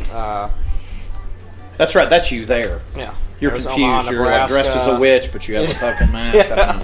And you can see how worldwide this is. They're in Baton Rouge. Oh, they're Sammy down there. The goat whore guys are wearing the mask. Country in this movie. Then we're in Los Angeles, of course. And then we're back with Sean. Yep. Sean's a little kid running around wearing a mask. We should have asked him which mask. This is the other huge thing. And there's Seattle. Fuck Seattle. I hope them and they take. No, man. We got some love there. We got Metal Church guys. They can take Amazon with them and all that other bullshit. And they can have at it. All their fucking shitty grunge music they defecated into my fucking eardrums. Fair enough. They can have Seattle in this film, guys. So Arizona, my Coyotes, baby. Yeah. I mean, they're horrible hockey team, but I love them. Fuck it. When this happened in the film, the first time I saw it, you don't realize how big of a scale it is, because the whole time you're thinking it's just this small town that's getting hit. But it's not. It's world. It's nationwide. Like, these masks got distributed through the whole United States, and everyone is fucked. You don't really know how big it is of a scale until this all unfolds near the end of this film. I think Tom's fucking this nurse. No, they have something going. I think he got a late night shift BJ from her, or totally agree. Some kind of a handy, or phone sex. Maybe they're on the phone. I totally agree, man. I think there's definitely some fucking. There's past, and it makes you realize that it's not the first time that Dr. Chalice has gave her his chalice, boned somebody else. He's obviously a cheater on his wife and doesn't give a fuck because he's so. I think they say they're divorced, which is weird. I don't remember that ever being discussed. That's what it said online anyway. But really, that him and the broad from. Well, no, they don't see it that way because he's always trying to. He's coming home to the kids, and I don't know. I just thought it was weird. It is very standoffish, but that's the other element of this film is that you don't really know what's going on. You eventually get some kind of a resolution, but there's still a lot of questions that are meant to be there. It's not just like loopholes where it's like, or plot holes where it's like, what the fuck was up with that? That was never explained. It's like, you can pretty much make the assumption yourself or figure it out on your own. And she's about to get drilled, not by Dr. Chalice. Haha. She's about to get drilled by an android. In this scene right here. When she's starting to figure out that the the thing that's in the chip is really a trigger. She's getting really close to uncovering what's going on here. But of course, she gets derailed because you can't fuck this up for Colonel Cochran. He's gonna get you. So, but yeah, I think he had a past of cheating on his wife anyway. That's probably why maybe they are divorced. And here we go. Yeah, I agree with that. And I love they got the gloves and the suit. I think it's fucking cool, man. Here we go. We get the ear drillage. Dr. Chalice couldn't have done it better himself. Just drill her right in the ear.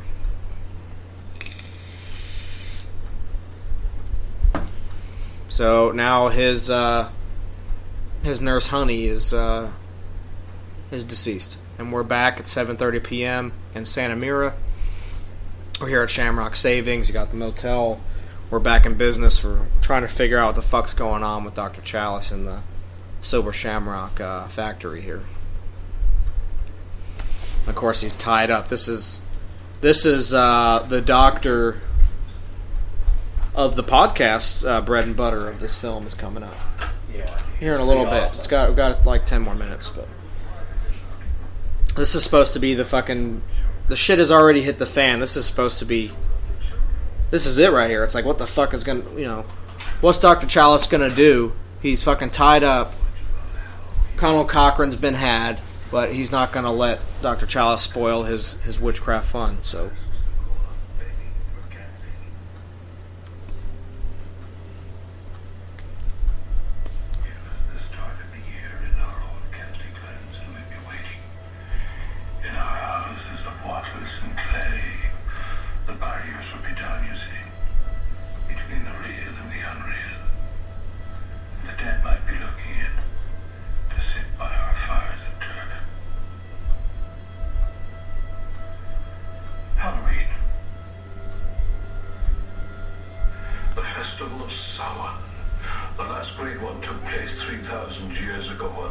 Good band. With the blood of animals and children. Sacrifices. I'm a huge fan of that band growing up as a kid. Our craft.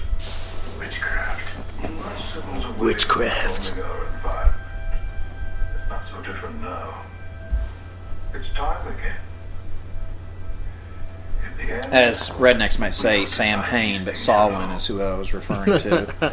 Glenn Danzig, Erie Vaughn, some good shit. Old shit, man. It's a good drinking album. Intinium, especially. That's a standing up, drinking around a fire, getting goddamn I love loaded. that. I love that band. I'm young, but I've actually done that to that band. Oh yeah, they're great, man. Basically, dance around a fire with a fucking beer in my hand, getting listening loaded. to them. Yes, that's awesome. Fucking love that record. Intinium's great. And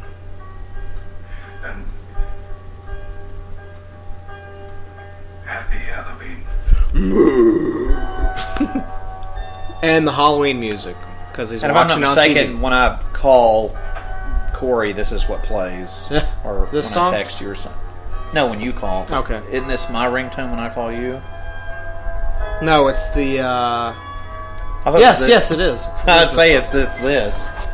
But this keeps it in the universe of things, because it's a movie in the universe, but it's still there. It's pretty fucking cool, man. And he's got your mask on, He's got the skull. Definitely.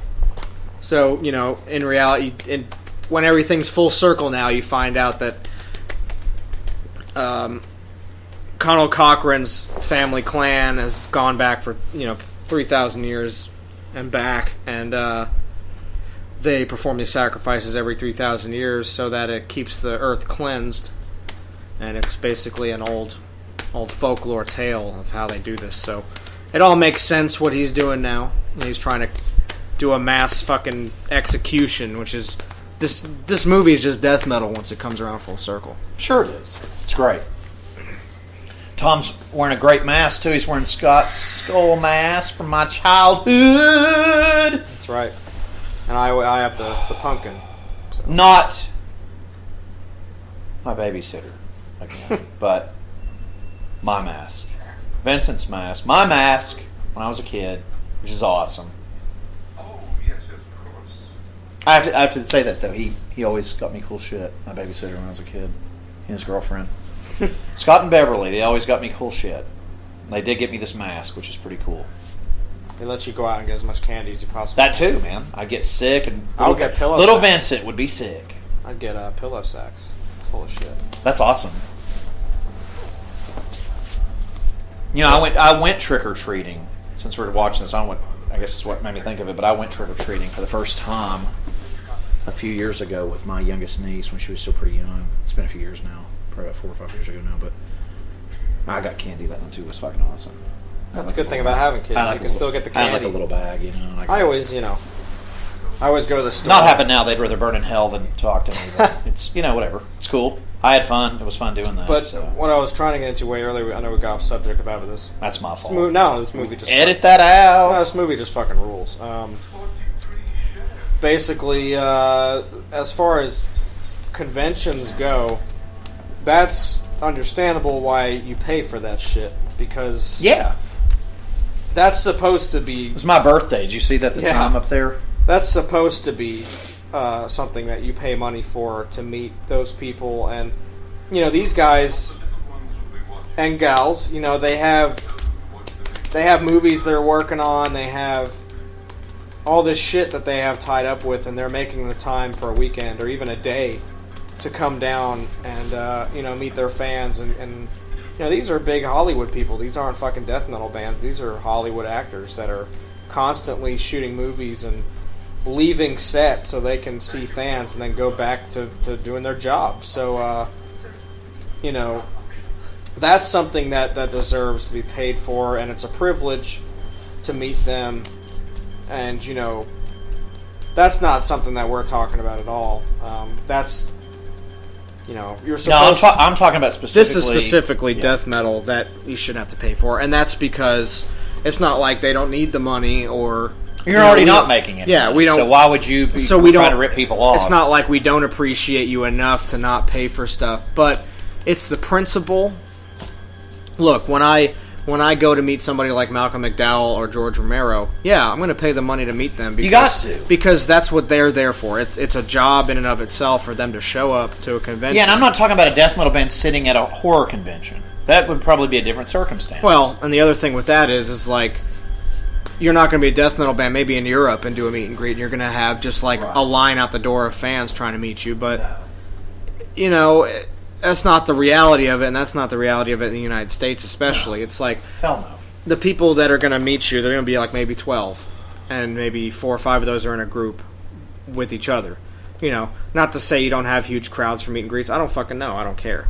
But you're not George Romero that has a line out the door the entire day for 3 days in a row that deserves to have that, have that kind of respect. But if you're... and that's why he's there, is to get some money and to work, and also because he enjoys being there and meeting fans and anybody in those conventions. But for death metal, you're playing a show, which is you're already getting paid by the promoter to do the show. Your fans buy your CDs and buy your merch at the show, so you're getting money from that. And then you have the nerve to, I know it's probably a management thing, but if you agree to only meet fans as part of a meet and greet and a payment, then I don't think that's appropriate at all, because you're not George Romero and you're not fucking Slipknot or whoever, or fucking Motley Crue, or someone that is big enough to where paying a meet and greet would be necessary. So going back to that and to it's a lot branch of money. It all together. It's a lot of money. To branch it all together, and conventions are only for people that really want to do that too. I know we talk about it on the interview coming up that a lot of people that go to those conventions, they get in and then they think they can just get free shit from people, which is very rude. If you go, and that's not the way we're going with the music. No, thing. it should be free, right? We've already paid. We bought a shirt. We got in. With death metal, no matter how big you are in death metal, you're not fucking Twisted Sister. You're not Elvis. There's no reason. You're not the Beatles. There's no. It's music for people that are poor and depraved and need something to. It sounds corny, but if you ask any real death metal fan, they'll tell you it's a mindset and it's a way of life, and it's for specific groups of people that really enjoy death metal, and to alienate fans by sticking by what your management wants you to do and only agreeing to talk to you if you pay for it is completely just shitting on what death metal meant and what it should still mean. So as true fans of the genre and the business, and to the guests that have talked to us and already on here, I know that they wouldn't charge us for a fucking thing, or any of you guys. So I think some of these death metal bands should be more like some of the guests we've had on here so far, because they, or any of the other bands we've met, a lot of them just would not ever even think to charge. And if you did charge for a meet and greet, the majority of them would never be like, hey, sorry, you got to pay. That's not what it's about. So death metal's not a money-making thing. It's never been about money. If you're making a little bit more money than other death metal bands, you know what that means to me? Not jack shit. As long as you're making good records, I'll buy them. But if you're going to make me pay to meet you, then you're not death metal. And I'm not going to listen to your records because it's fake. So I agree with that. That's my final 2 cents on No, that. man. But to bring it all makes a lot of together, sense. to bring it all together, conventions are completely different. If you ever plan on going to a convention, if you guys, I'm sure a lot of you listening are convention goers, because you're like us. It's got to have cash, man. Yeah, if you're listening to this and you've never been to a convention, you're wanting us to sell you on it. It's not really the doctor's thing. But, yeah, I'm staying completely out of that. But for me, you got to save up some fucking funds. I don't have anything against people going. Sure. You got to save up fucking money. For me, it's really hard. I mean, I save up all the money possible and I have a good time, but because I know how to save up money. But well, you're rich too. You didn't tell them you're independently wealthy. You're a business owner, right? You own a small chain of shops. Yep. I mean, mask shops. Yeah. But we, just save up a bunch of money. For me, it's always hard. It's like, well, I can't not meet Dee Wallace. Or, I don't know how you do it. Yeah, I can't not meet Chris Sarandon. It's like. It's really hard when they just jam pack all these people in the convention. I think it's great, and even if I don't have enough money, I will still meet somebody and say hey to them. But I'm not going to do the old trick that Sean reveals later. I actually really do just say, hey, I just want to say hey to you. I just wanted to thank you for everything you've done, and I'm a huge fan. Thanks for being here. Cool. Have a good night, and that's it. I'll go to your Q&A and watch you talk more, and Sometimes I don't save up enough to get everybody I want, but I will still thank them, and But I'm not going to ask them for anything for free because I know that's not how it works. These guys are here to get paid. Fuck yeah. So now we're getting to all these fucking androids are getting fucked. So the doctor and Ellie are pouring this box full of those power chips into the lab over here, into the control room. I know what I'm doing tonight. What's up? This is actually good for the podcast even. What's that? I don't know if we have any fans out there. The doctor's going to see The Conjuring 2 tonight. That comes out? Wow. I didn't know that was out. And when I go see it, when she hears this, my other half will cut my balls off. Oh, hell yeah.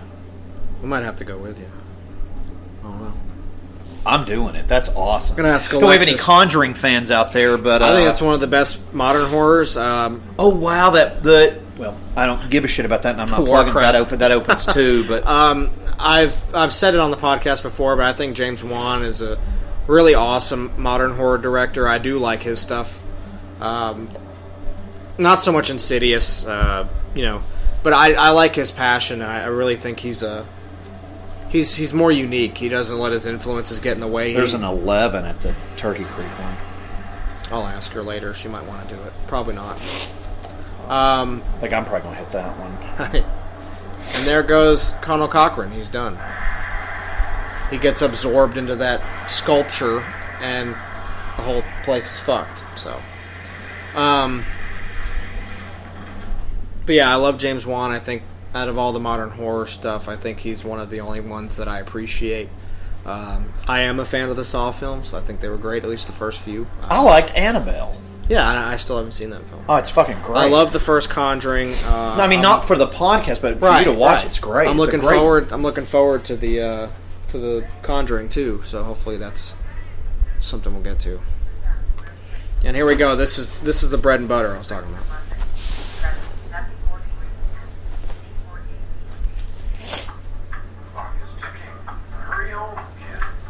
And he's like, what the fuck? There's still ads running for this shit. Something, call somebody. And he starts calling all the ad stations, like, pull the ads. So explain to me here what happened to her. Oh yeah, I forgot about this. Was she an android the whole time? I don't think Any she fucking was. android, or did at some point they kidnap her? No, because the androids are always a certain way. Because at a certain point they took her away and they operated on her. Remember, while he was strapped to the chair, they put her on a fucking slab and fucked with her head. So Well, no, they killed her. Yeah, she's straight up an android. they here. turned her into an android. Yeah, but he didn't. Or know they about made it. an android of her, and she's somewhere to be determined, I guess. I think they actually used her and made her into an android. Like creepy. They hollowed her ass out, It's creepy, just Leatherface style, pretend and like fucking. this. Made her into an android. Because I forgot about that when you watch the security footage scenes. John's music. So awesome. They're perfect text tones too. You get a text, it's like meow meow meow meow. It's great. Because my text tone is like that. Ew. It's fucking cool. But it freaks my girlfriend out, so I had to change it.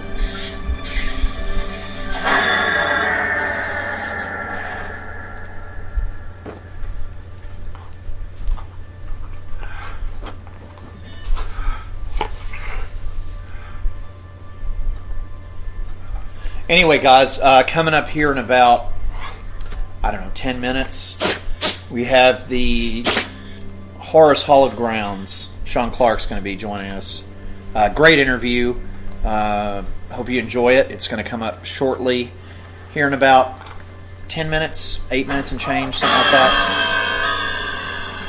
But we got to finish seeing if Tom Atkins can survive the season of The Witch, which he is doing his damnedest, fighting a robot hand.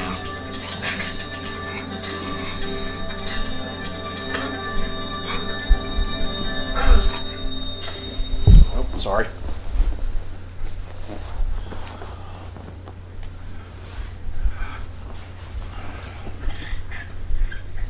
The android arm is just gross. Looks like amphibious almost. Nasty. It is gross. What's interesting, this movie actually made money. Just didn't make what they were wanting.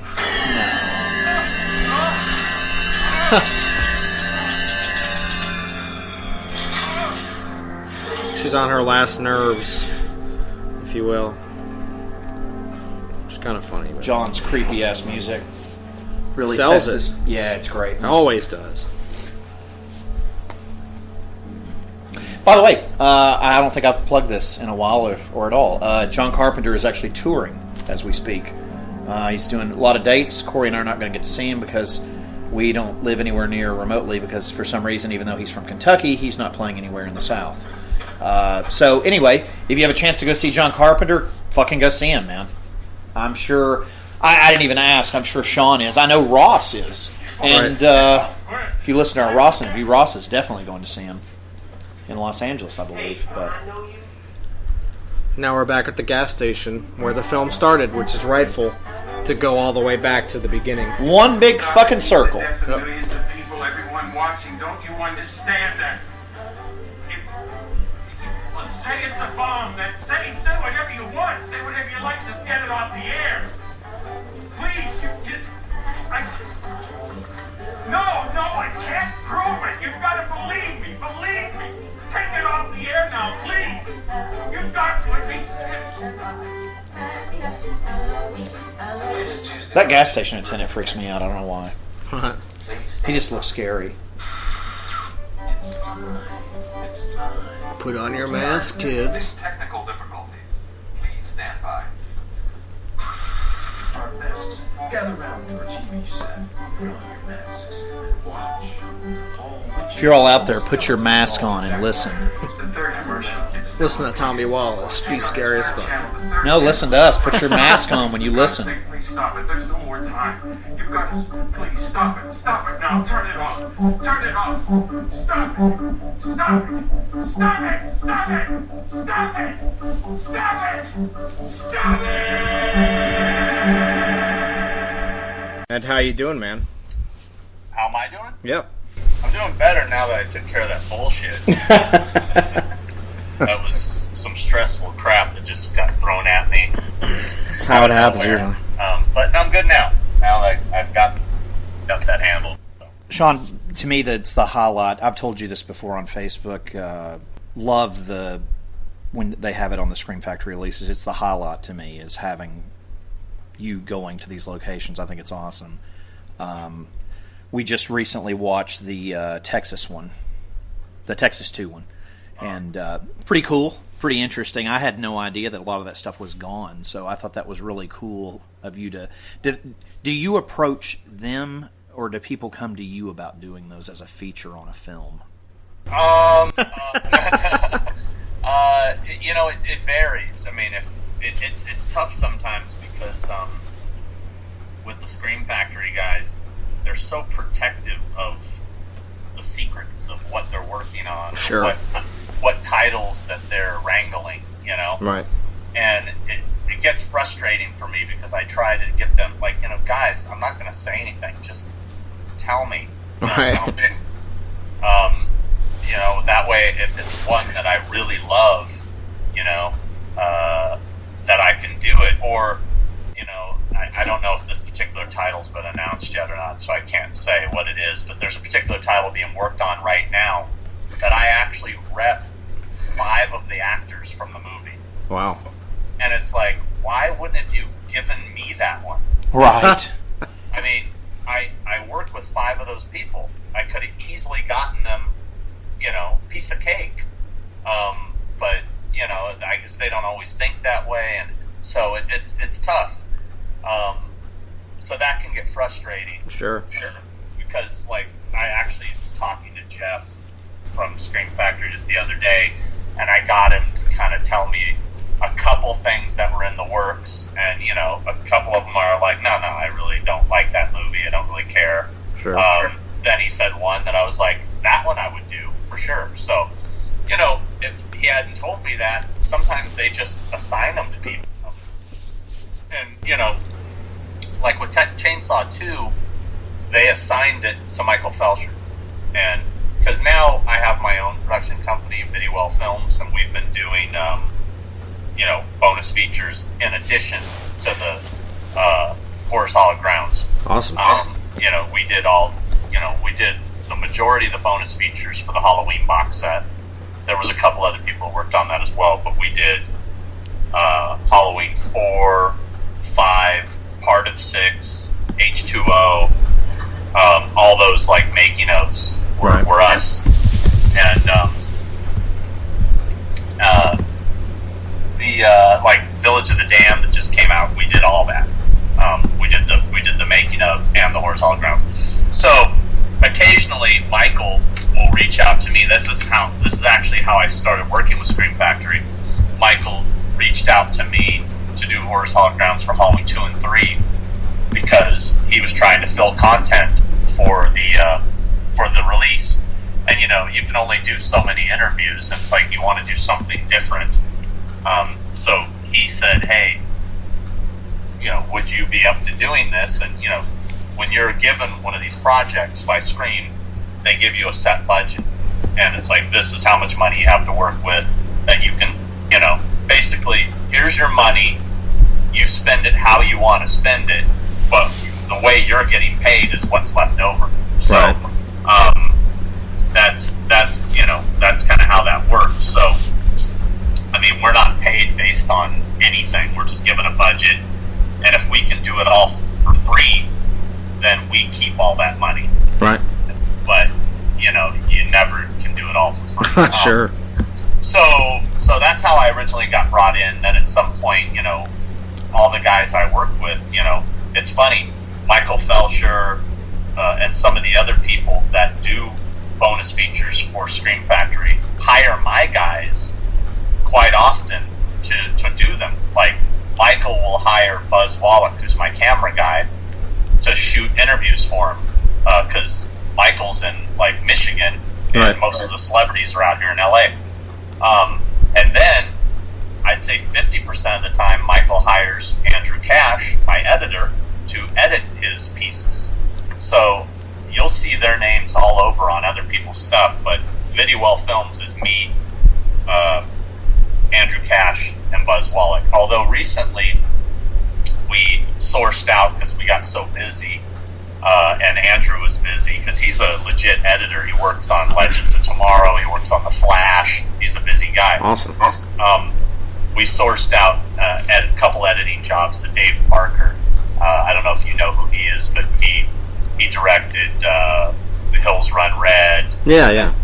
Dead Hate the Living, and he also did Sweet Tooth and Tales of Halloween. That was his segment. I really like Tales of Halloween. Yeah, I saw that. And Andrew Cash directed This Means War, which was a he edited and directed. That was the Halloween decoration one. It had James Duvall. Yeah, James Duvall from Donnie Darko. That's pretty funny. That was one of my favorite ones, I think. Oh, cool. And that's the one I'm in. Yay. Yeah. That one's really funny. Anyway, so, yeah, what I was getting at is with Chainsaw 2, that was a deal where Belcher had been assigned that movie, and I guess since there's been so many goddamn editions of Chainsaw 2, right? What more can you really do as far as you can only interview someone so many times about the same damn movie. So he reached out to me because he needed content, and he's like, dude, can you do a Horizontal Grounds on this? I'm like, well, there isn't a lot left, but we could put something together.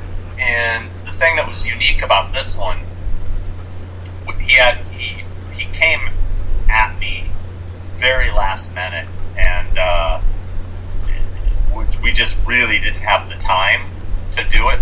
And so then he said, well, because I think at the time Buzz was working on a movie, and he was like producing a film, so he was busy every day for like 20 days. So Michael said, well, what if I'll film it and edit it? A little like, ugh, I didn't like the idea because, Horizontal Grounds is me, Buzz, and Andrew, and we have a style, we have a look. Sure.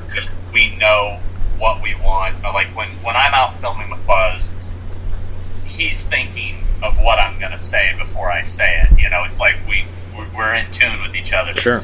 So I was a little leery about doing it with Michael, but I still wanted to do it, and I knew there's no way they're going to do another fucking edition of this movie. There's been too many. This is my last chance. Right. So I just said, okay, and it wasn't a bad experience, but that when you're used to working a certain way and you're working with someone else, and I got to kind of, hey, Mike, can you do it this way? And I just felt like, it was a lot more work than it should have been, just to get the shots the way I wanted them. And then ultimately, I wasn't 100% pleased with the episode. The fan response has been great. People seem to like it. Yeah. We enjoyed it. Well, I'm glad, and it's not knocking Mike. Mike's great. It's just, there's things about it that feel off to me. There's, because he edited it himself. There's some pacing issues that So it wasn't the process you're normally used to? No, it wasn't. And there's a couple scenes that he hadn't gone out and shot anything in a while. And there's a couple shots that are a little soft, almost slightly out of focus. Right. Things that bother me that probably most people don't even notice. Well, if you're an editor and stuff like that, surely you catch that kind of stuff, and it kind of bothers you a little bit. It is what it is. When at the end of the day, it was passable. Right. And the camera he used, the quality I didn't feel was as good as the camera Buzz uses. It didn't look as sharp to me. Sure. If you compare it to our other episodes. So anyway, at the end of the day, it's fine. It's out there, but this is a very, very, very long answer to your one question. No, it's great. We appreciate it. No, we want that. That's great. Thank you. I'm trying to cover like everything. Please, yeah, that's what we want. So back to the original question. Yeah, they, sometimes they'll just call me up and say, "Hey, are you up for doing a Horrors Hallowed Grounds for this? We already have so and so working on it." Like the one that we're about to jump into was one that was thrown at us last minute that they've already been working on. It's unannounced, so I can't say what it is. Right. But we're only going to do a Horrors Hallowed Grounds for it. So, but like Session 9, which we did all the bonus features for, that one is one I've been begging for since I started working with them because it's one of my favorite movies. So I said to them, hey guys, you got to get, if you get Session 9, I want it. And I was beating this into their fucking head. Like, Session 9. I've been for like years. Right. One day, I'm on the phone with them. And this is why you have to keep beating it in their heads. I was on the phone with them, and I'm like going over this and that. And, do you want... I think we were working on Village of the Damned. Nice. And said, do you want Bad Moon? Since you're already got to interview Michael Pare for Village of the Damned, it would be kind of easy if you did Bad Moon. And I said, well, not a huge Bad Moon fan, but why not, since we are already interviewing Michael Pare? Makes sense. So, and then I just go, well, hey, what about Session 9? Kind of as a joke. And they go, yeah, we just got that. And I'm like, are you shitting me? You should have called me the second you got, It's like, if I hadn't have brought it up, they probably would have gave it to someone else. And so you did lock it down with them. Oh, that would have drove me fucking nuts if they'd given it to someone else. Because, I mean, occasionally a title comes along that you're like, God damn it, I can't believe, like the one I just told you about with, I rep like 5 people from the movie. Why the hell did they give that to someone else? They should have given it to us. Are you involved with I know they just announced this. I was just curious because I know you've done a bunch of the Carpenter stuff. Is the Thing, are they doing anything with that, or? Well, am I doing anything with it? Yeah, I didn't know if you guys were asked to. No, that was another one that we were really disappointed about. I'm disappointed about that as a fan. Yeah, well, I mean, if you look at the extras they announced, you can't be really disappointed. Oh no! I just thought it would have been cool if you guys could have been on it. Yeah, I mean, I would have loved to. We were asked to do. See, here's the thing: it was already assigned to Michael Felsher. Sure. And then I was contacted by Michael's producer Heather about shooting a segment for them, like we did. Did you watch The Escape from New York? Oh yeah. With Alan? Yeah, that's what they wanted. They wanted us to do the exact same thing we did with Alan for The Thing. That would have been great.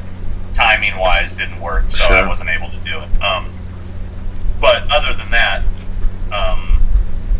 yeah, I mean, we did all the bonus features for Escape from New York as well. We did, the whole thing with the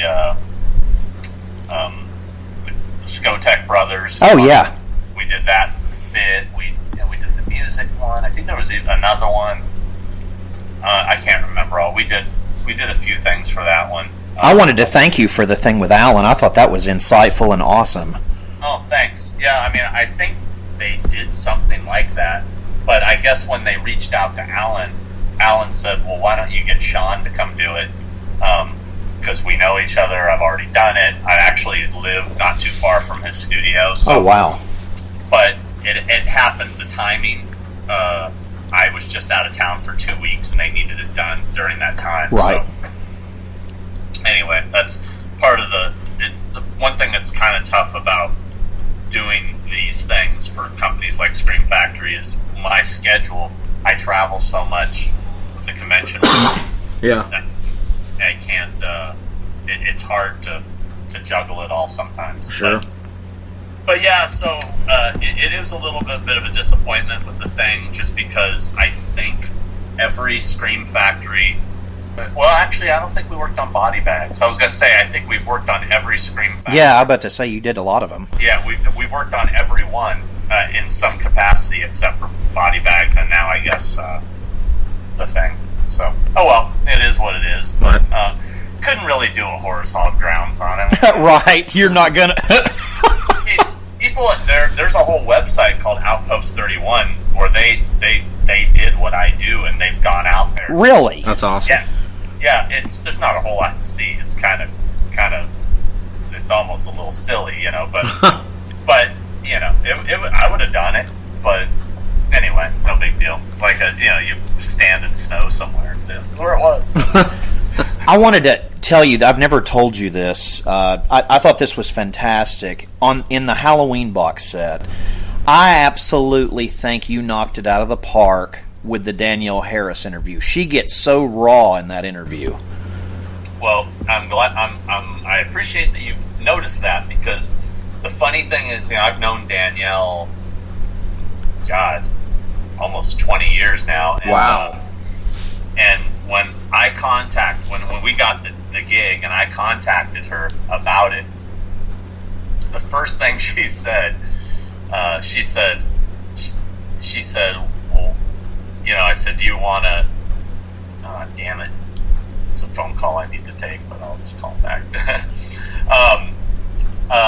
I said, she said, you know, seriously, Sean, what the fuck can I say about these goddamn movies that I haven't already said?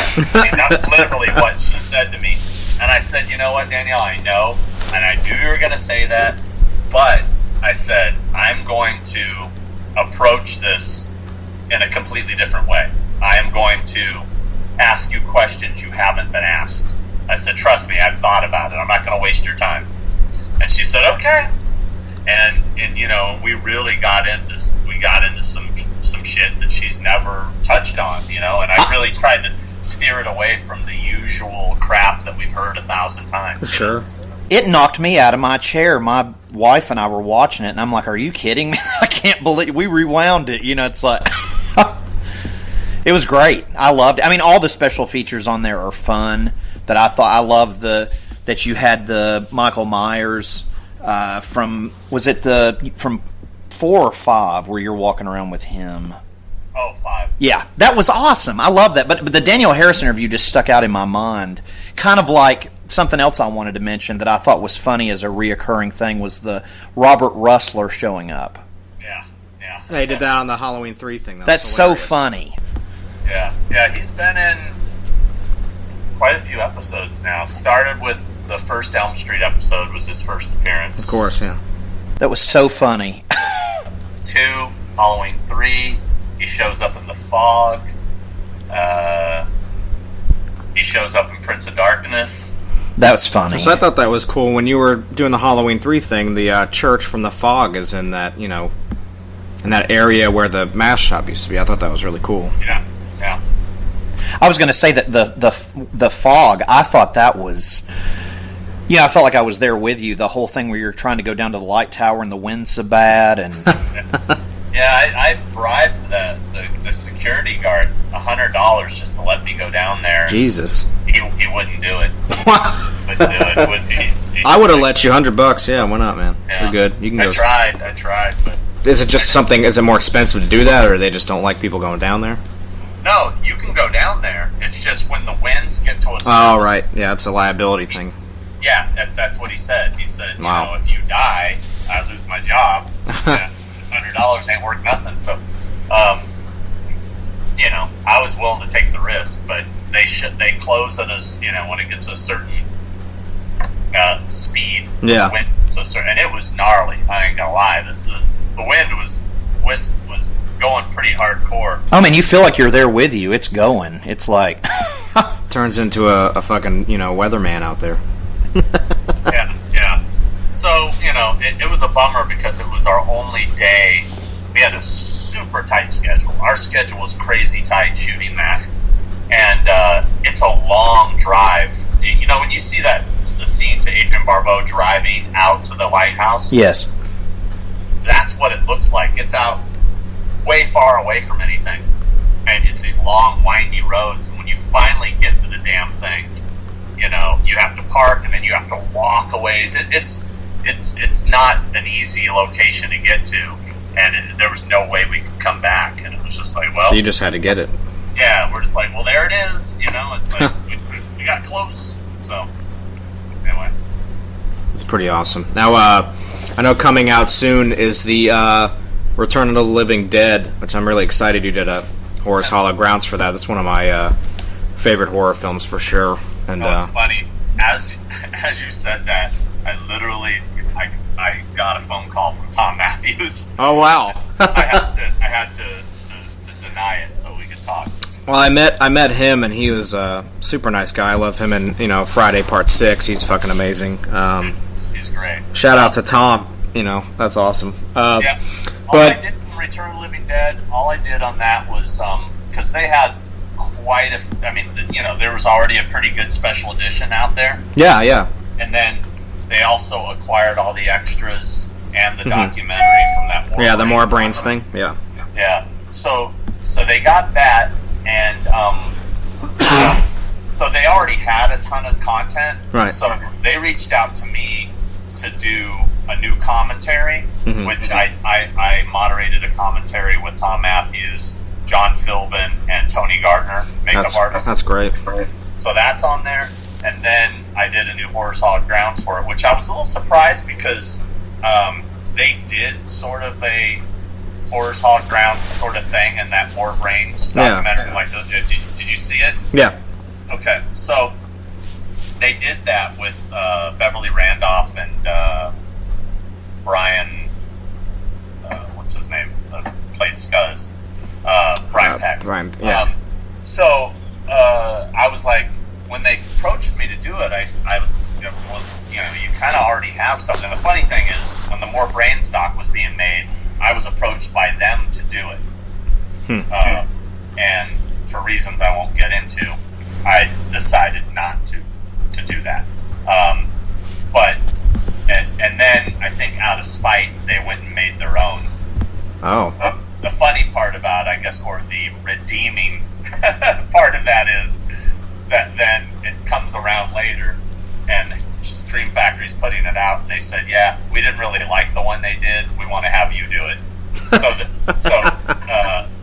It's kind of that was kind of a nice little redemption, if you will. Yeah, sure. So I believe they're leaving off the other one and putting mine on instead. So. Oh, that's awesome. Yeah. Now, is there anything you can say? Did you go to the, if you can reveal it, did you go to the medical supply place and the cemetery and all that, or? Well, I did every location that they did in their version, except the only location I didn't go to is he went to the effects guy's house, and I guess you could see, like, the molds. He had the movie molds. Oh, okay. I mean, the only real location is, I guess he said, in somewhere that they had shot him crawling across the ground or something. I don't know. It wasn't really a relevant location, and it was somebody's house. So I didn't go there, but I did go to a few locations they didn't go to. There was the location where when you see the punkers driving and they go over the railroad cross tracks. Yeah. I knew where that was. I did that. Awesome. And then the opening scene when they're driving in the car talking, when you first see them in the car driving down, it looks like they're driving next to a reservoir. Yeah. They did, for whatever reason, they didn't go to that spot either. So we didn't. So we basically, did more than they did. I mean, the way you guys do it's more scene for scene. It's like, okay, this is the part of the movie where we're doing this, and And that was the other thing that I thought was not good about. I'm not trying to knock what they did at all. Sure. But I thought where they missed the mark was they didn't do what I do, which is show the footage and then show the place. They didn't use any footage. It's entertainment instead of like, here it is. You're like shot for shot. Like, okay, this is the next part of the movie where we're here now. It's awesome. So. I try to match the shots. I try to recreate them if I can. Right. Yeah. So that's what makes it more watchable, and makes it a standout feature, and if not one of the prize features of the release, I think so. I appreciate that. Yep. I think I don't know. I just try to make it like when I make an episode, I want to make it the person watching it feel like they're hanging out with me, like that we're just a couple fans going to these places and nerding out together. Right. That's exactly how it comes out, Yeah, that's how I try to put it across, That's what attracted us as fans to, about watching it. It's so much fun. Like I said, to go back to the fog a second, when you're trying to go down that thing, I felt like I was standing there on the on the top of the stairs, Yeah, well, that's what I'm going for, so I guess it's working. Yeah, it is, definitely. I'm really excited about that Return of the Living Dead. I have the other 2 versions on Blu-ray that are put out, the 30th anniversary one and that other one they did before that. So that's July 19th on Scream Factory. I'm very excited about that. I've, I went to one of the conventions where they did the reunions. This was in Atlanta years ago, the Days of the Dead thing. And all those guys are super fucking cool. I guess Tom is your favorite of the bunch for them, or at least the one you stay in contact with? Well, I'm friends with most of them. Right. I just happen to be in contact with Tom recently because of the commentary. Sure. And the reason we're talking right now is for some promotional stuff regarding that release. It's awesome. But I wouldn't say like I don't know. I'm not like super tight with any of them. Right. I used to be really tight with Miguel, but he's kind of fallen off. Yeah, he's doing a convention in Louisville for that Days of the Dead thing. I've never seen him on any of that stuff. Yeah, no, I used to book him for conventions. He did quite a few. Because he's my favorite character, as Spider is on that. Oh, yeah. Yeah, he's done quite a few conventions, but since we stopped working together, he hasn't done conventions for quite a while, and I guess now he's doing that one. Yeah, it's just weird. He just kind of popped up on there. Now, you have one in Indiana coming up in September, correct? Well, what do you mean?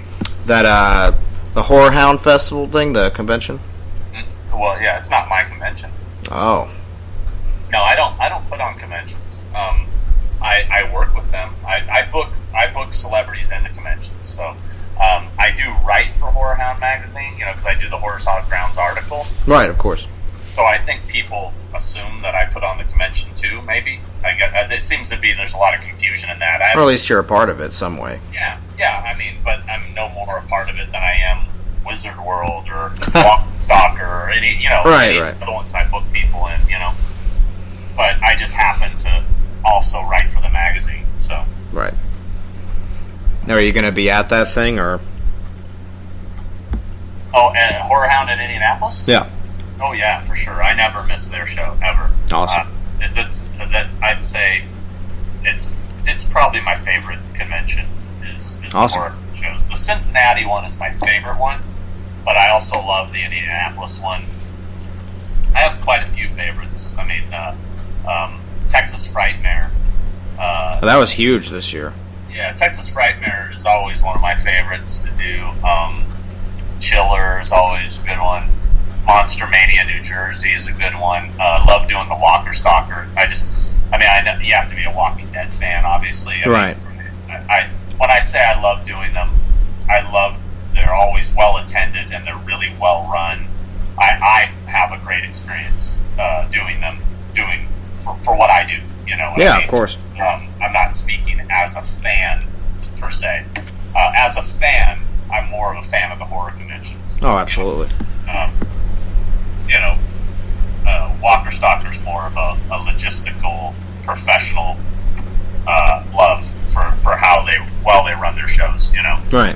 And even though Wizard World, even though the big Comic Cons get shit on all over on the internet from people for being expensive and this and that. Yeah, I saw something recently about Wizard World. It's like, well, if you look at the people that you're meeting, I know that they pump a lot of money into that stuff, but it's for the people that want it, that's exactly. There. It's like bitching about, a car lot, over here they're selling Lamborghinis and Porsches, and over here they're selling Civics, and it's like yelling at the guy, how dare you sell a car for that? It's like being a Kiss fan and bitching at people that go to the Kiss cruise. It's like, well, if there's people that pay for it, they're going to go, Yeah, that's the thing, It's expensive as fuck, but, if you want to go and you have the money, then do it. If you don't, it's not anyone else's fault. Yeah, my whole rationale, or the way I think in this, when it comes to people bitching about the prices of autographs, the prices of tickets, the prices of photo ops. It's like nobody has a fucking gun to your head. Yeah, you don't have to do it. Nobody is telling you have to buy these things. If you don't want to buy them, don't buy them. Right. I mean, it's like, if I don't go on the internet and rant that I can't afford a Ruth Chris steak and I have to go to McDonald's. It's like it's a choice. It's like, I mean, it's like, I don't know. It makes me crazy. People. My favorite. This is my favorite. All right. Get people come up to your fucking table at a convention. This happened just this weekend in Philadelphia. I've seen some crazy stuff happen at tables.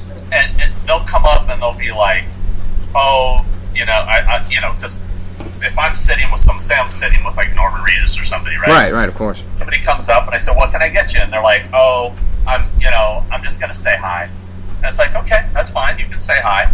And then they're like, it's always those people that are just going to say hi. They want a picture and they want all the stuff. Yeah. I see that all the time. They never just say hi. The people that buy shit go through the line faster than the people that just want to say hi. Because they come up and they start talking, and then they always try to sneak in something. Could you please just sign this real quick? Or can I just get a quick selfie with you? It's like, didn't you pay to get in here? Then what are you doing if you paid to get in here? Well, then I have to say, hey, look, I'm sorry, that's not fair to all these people who are paying. It's like and then this is the best. This is my favorite. This was and then they're like, well, I can't afford it. I don't have any money. I'm on Social Security right now. It's like, what the fuck are you doing at a convention?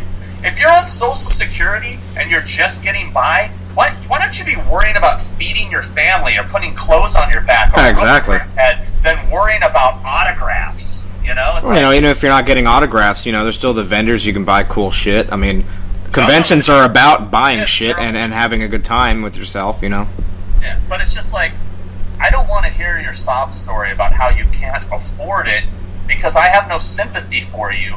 Because if you can't afford it, you shouldn't be trying to get it. Because there's more important things to deal with than autographs, That's very true. Luxury. Autographs are a luxury.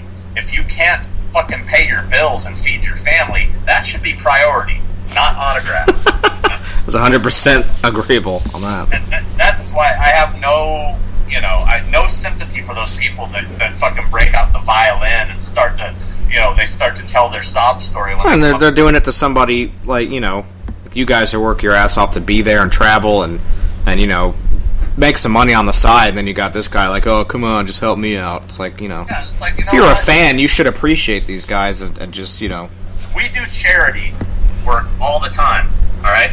We're here to do something. We're here to work. We're here to, to make money. This is a job, right.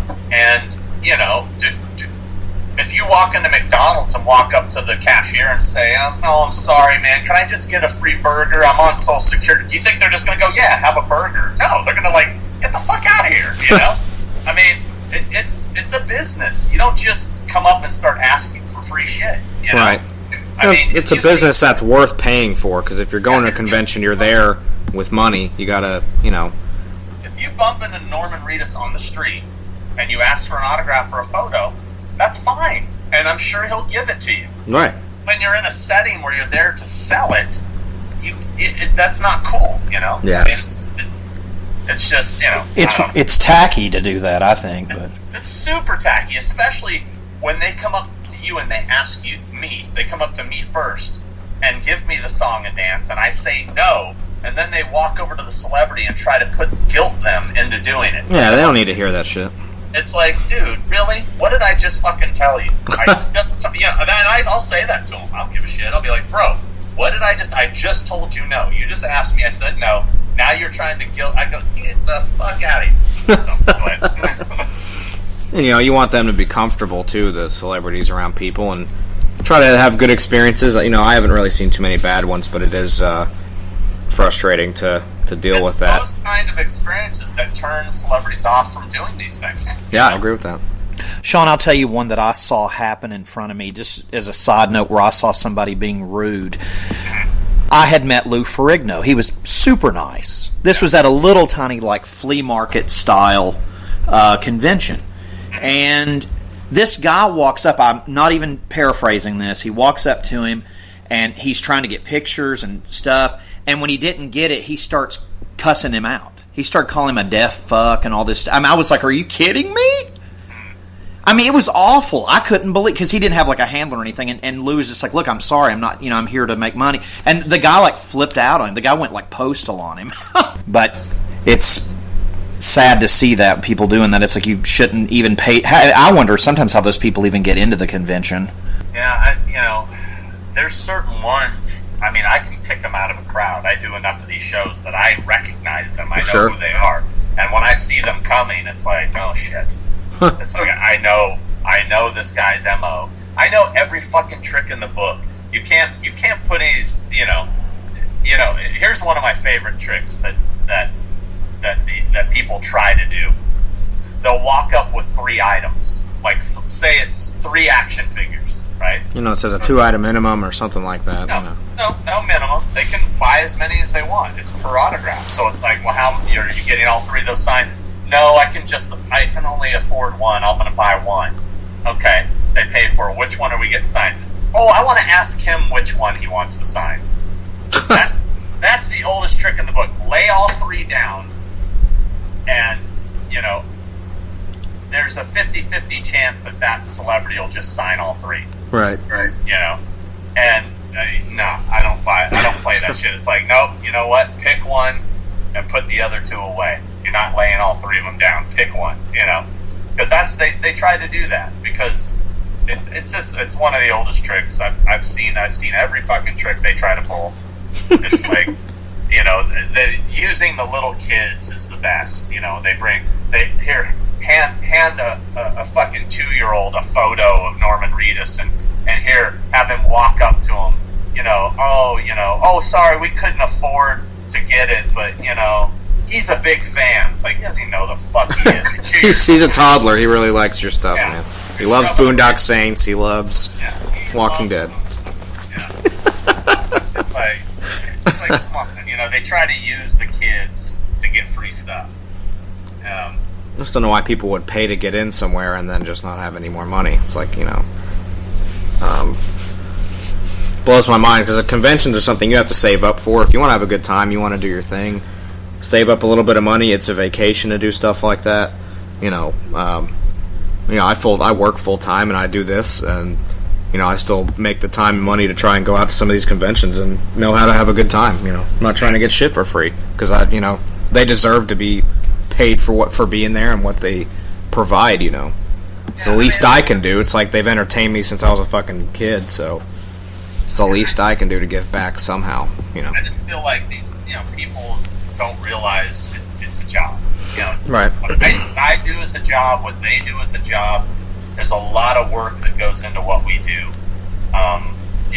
It's just rude. It's like, hey, like I said, man, you catch him outside, fucking all day long. I could care less. Once we're in there and we're working, it's a different deal. No. I mean, it's not trying to be a dick about it, but lately I've been getting pushed by so many of these people that it's to the point where I kind of feel like I have to be a dick about it, because it's like, it's just, some people are just so rude and insistent. Just it's crazy, man. I mean, and certain areas are the worst too, man. I mean, just like, you gotta stand your hallowed ground. Yeah. And it's like, I give away shit all day long. I bring photos and stickers and all this. If a fan comes up that likes Horse Hallowed Grounds, and I give my shit away. I'll sign anything for free. I give all that stuff away for free. It's awesome. Because I just appreciate the fact that somebody gives a shit. So, of course. But anyway, that's my rant. I went off on a rant today. Oh, it's okay. No, that's good, man. That's what we want to hear. That's what we're here for. I wanted to ask you about the Creep Show. Mm-hmm. Now, is that going to be included in that Creep Show documentary, or is that what the Creep Show documentary is? Is that all you, or I don't know a lot about that Just Desserts thing, or? Yeah, what Just Desserts was a documentary on Creepshow that was done by Michael Felsher for an overseas release of Creepshow. Okay. Huh. So it came out overseas with the movie. Okay. Now, due to whatever issue with, I can't remember who it is. Is it Warner Brothers? Warner Brothers, yeah. Warner Brothers, for whatever reason, here in the States, Warner Brothers are impossible to work with. That's why you'll notice Scream Factory never releases anything from Warner Brothers. Right. Oh, yeah, we've talked about that. We actually mentioned that on they episode. won't license their shit out to people. And so anyway, Michael has tried to get the Just Desserts documentary picked up here in the States. They won't do anything with it. They won't put out a special edition of Creepshow. So what he decided to do was release it on its own.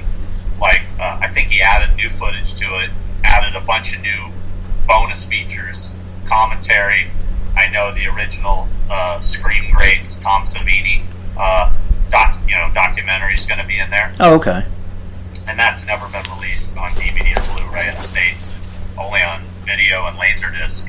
I have the old Laserdisc somewhere. Wow. So that's the first time. So Michael reached out to me and said, "Hey, would you like to do Creepshow, Horizontal Grounds as a bonus feature?" And I said, "Hell yeah!" Big Creepshow fan. So, unfortunately, not a whole lot of locations because so much of it was sets.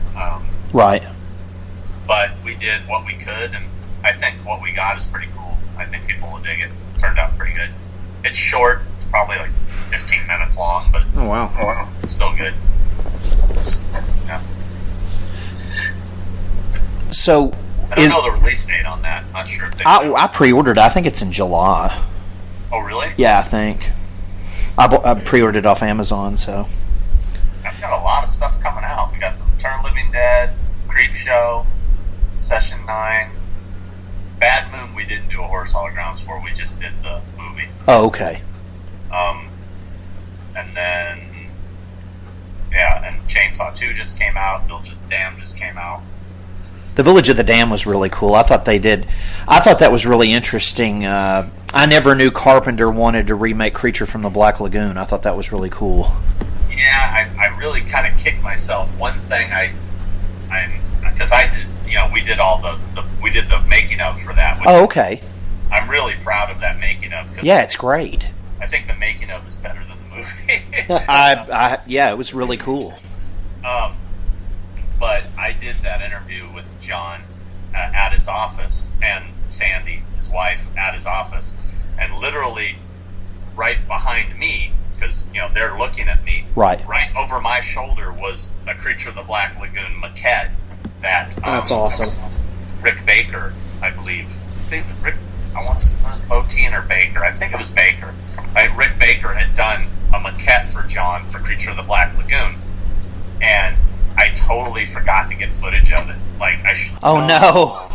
But yeah, it was just like, oh my god, we should. You're still there and saw it, it would have been cool to show it. Like, this is what it would have been, I had never heard anything about that till I watched that, so that was real insightful for me as a Carpenter fan. I never knew that he wanted to do that.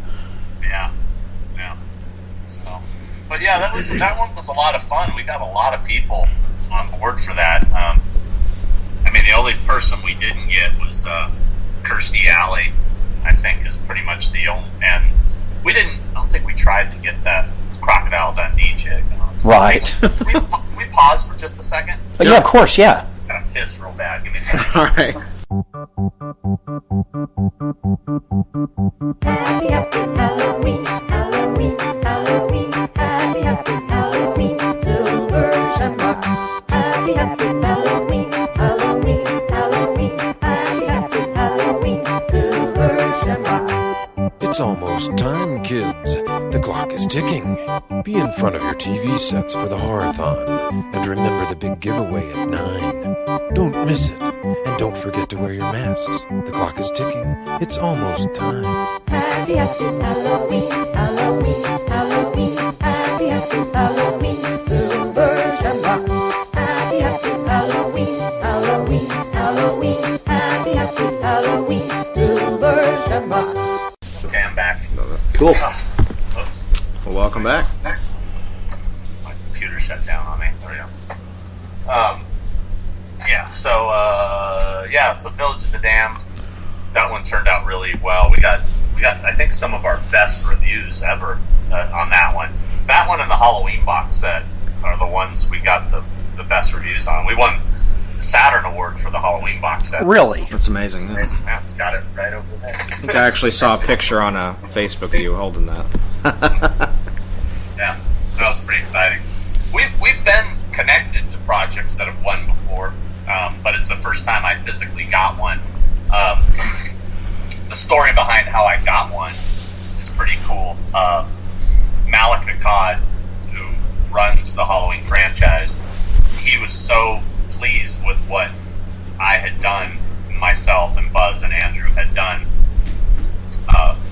on the box set, and he said to me, he goes, you know, we got nominated for a Saturn Award. He goes, if we win, I'm getting you one. It's awesome.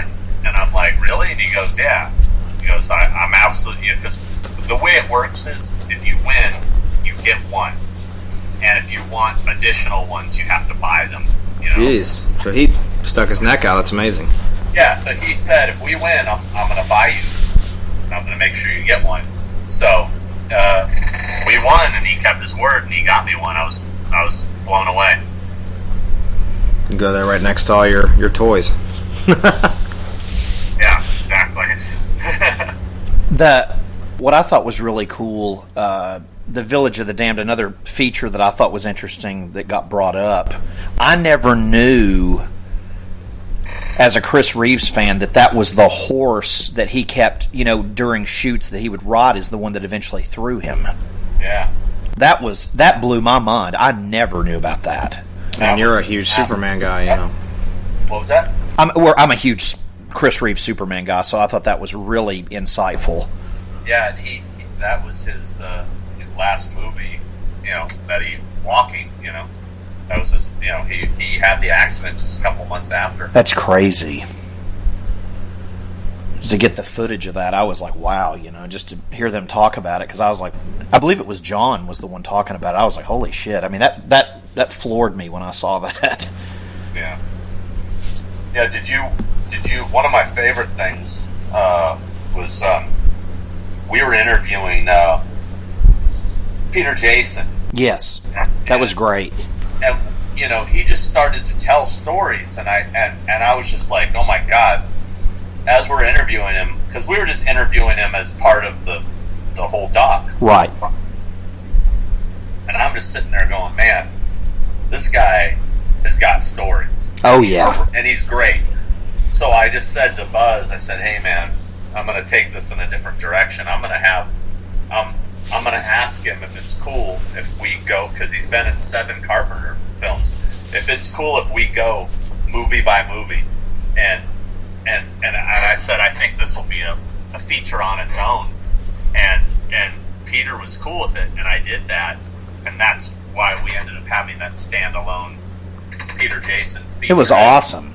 Yeah, because he just tells the greatest stories. And he was the only one that had the balls to actually tell true stories about Christopher Reeve. Because when the camera was off, there was a lot of not so nice things being said about Chris Reeve.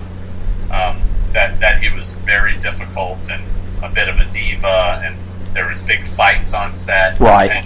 And Peter was the only one who actually told a story that wasn't, because people, Superman, Christopher Reeve, he's very beloved, and sure, you want to bite your tongue about it, And yeah, he's dead, and the accident and everything, and nobody wants to speak ill of him. But it's like, hey, what happened, What happened, exactly. So it's like, Yeah, I love that you got him. Peter was talking about, I guess, him and John getting into it. Yeah, that was fucking amazing. No, they had some big fights apparently, and one was so bad that Chris just stormed off set. Yeah, I thought him talking about it floored me that you got that, because I was like, wow. I mean, I thought that was, as a fan of both, it was just insightful. I was like, wow. Yeah. And so for the releases, actually have dates up. You got that Just Desserts comes out July 12th. Okay. And then you got July 19th, you got Return of the Living Dead, Bad Moon. On the July same 19th. day, yep. And then August 16th is Session 9. August 16th? Yep. So you can all be on the lookout for those releases and pick that shit up. Definitely be getting most of those for sure. On the Bad Moon, you did a commentary track with Michael? No. Oh, you did not? On Bad Moon, all we did was a documentary. Okay. Well, I wanted to ask you about a commentary track that I'm incredibly fond of. I've talked to Corey about it a bunch. The commentary track you did with Wes on Deadly Blessing is one of my favorite things you've ever done. Wow. I think you really got him talking. I've never heard him talk like that. Well, you know, I'll tell you a funny story about that. Okay, so Michael Felcher has this, as much as I love you, Mike, I'm going to tell some truths about you here. Mike tends to wait till the last second to do things. He's a busy guy. Right. I can respect him and totally relate to being busy. He's a busy guy, but he has a habit of waiting till the last second to do things. And he called me up at like 8 in the morning and said, "Hey, Sean, would you be willing to do an audio commentary with Wes Craven today for Deadly Blessing?" And I mean, it's like 8 a.m. And I'm like, well, when? And he said, like, I think it was like 3 o'clock today, 3 in the afternoon. Right. So I'm thinking, okay, it's up in LA. It's about an hour and a half drive for me with traffic. Like, okay. And I'm like, well, here's the problem, Michael. I've never seen the movie. Oh my God. So, and I don't own the movie because it's never been released on DVD in the U.S. Right. And I'm like, okay, let me get back to you. So, I called a friend of mine who happened to have the Region 2 DVD release. It came out overseas on DVD. Wow. And he rushed it over to me, and I watched it, took notes, and jammed up, sat down with Wes Craven and watched the movie and did a commentary. I mean, talk about like cramming for an exam. And I was nervous as hell because I just didn't know the movie that well. And when I go into something like that, I'm prepared. You know, like, right. You know, I usually don't really take notes, but if I know a movie well enough, I'm sure I can sit there and bullshit about it for, you know, the length of the film, you know. Sure, especially like the nightmares and, you know, stuff like that, you know. And then he did it to me again on Swamp Thing. Which I hadn't seen that movie since I was like 4. So did you all do a commentary track on that one? Yeah, I did one with Wes for Swamp Thing also. That's amazing. That's awesome. I was actually going to ask you if it's okay, because I don't know all this, and I want to know as a fan, because like I said, the Deadly Blessing one played like you'd seen it 1,000 times. Thank you. I'm a good Oh, you're welcome. Yeah, it was. Yeah. How many commentary tracks have you done with someone? Let's see. I did with 2 with Wes Craven, Deadly Blessing, Swamp Thing. Okay. I did Halloween 3 with Rob G from Shockwaves and Killer POV. Okay. Awesome. And Tommy Lee Wallace. And then I moderated the Fog commentary with Adrian Barbeau, Tommy Lee Wallace, and Tom Atkins. Okay. Awesome. And I moderated H2O with Jamie Lee Curtis and Steve Miner. Oh, wow. I'm trying to think if there's anything else. Looking around. I'm probably forgetting something. Oh, well, I just did Return of the Living Dead with Tom Matthews. Oh, cool. That's awesome. And Tony Gardner. I moderated Escape from New York with Adrian Barbeau and Dean Cundy. Oh, nice. There's probably something else, but I'm forgetting. That's all I can think of right now. It's a good list. Yeah, that's not bad. Okay, here's you another one. This is one I've been dying to ask you this. Of the ones you can speak of, just we can stop with either Creepshow or Return of the Living Dead if you want. What about Horror's Hallowed Grounds? How many episodes have I done? I'm curious because I feel like I've seen most of them, but I'm sure there's stuff I'm missing. There's also the locations of the article stuff you did for Horror Hound too. Oh God, yeah, that's a lengthy one. Another list. Because on the Horror Hound stuff, you did some of the nightmares and the poltergeist and shit like that. I know you've done quite a bit on those, but I guess we'll go with just the Horror's Hall. Yeah, the video. There's definitely articles I wish I could have turned into episodes. That's for sure. Now, some of those I was reading, I was like, God, this would have been fucking awesome for a release. Stuff I would love to see, but reading it was pretty cool too. Session 9 is one that I never thought I was going to get to make. So I'm very happy I got to do that one. But as far as video episodes I've done, let's see, I did Halloween, Halloween 2, Halloween 3, Halloween 4, Halloween 5, Halloween 6. I did a bus tour episode. I love the bus tour. I thought that was awesome. I did Texas Chainsaw Massacre Part 1, Texas Chainsaw Massacre Part 2. I did Nightmare on Elm Street Part 1. Did The Howling. Did The Fog. Did Prince of Darkness. Village of the Damned. Creepshow. Session 9. Return of the Living Dead. And I think that's it so far. They're all so great. I think I've even told you before, just chatting with you, just how much them being on the release means to me. It's one of my favorite things. I would rather hear you talk about it than half of the other people that are involved in it. Thanks. It's just fun to see, to get to see the locations that I'll never get to go to, and it does when you and your team are doing it. Definitely, because until you said something earlier, I would have. It makes sense. The Texas 2 one fell off. It makes sense that you didn't have your guys with you. Yeah, again, I'm not knocking. Oh no, it's cool, but it did feel like it felt different. Yeah. Yeah. You guys project a certain vibe too. But when I watched it, it just flowed different. Sure. It just had a different, because Buzz has a certain way of moving the camera at the right time. Like he'll know when I pause in a certain way to push in or to pull out, or we have a style, and you start to develop a style, and when that is missing, for me, I could just feel it, in that particular episode. Right, and it's your shit too. You want it to be the way you've always done it, and it's kind of that. The Halloween 3 one, something I've always wanted to ask you this and never had a chance to.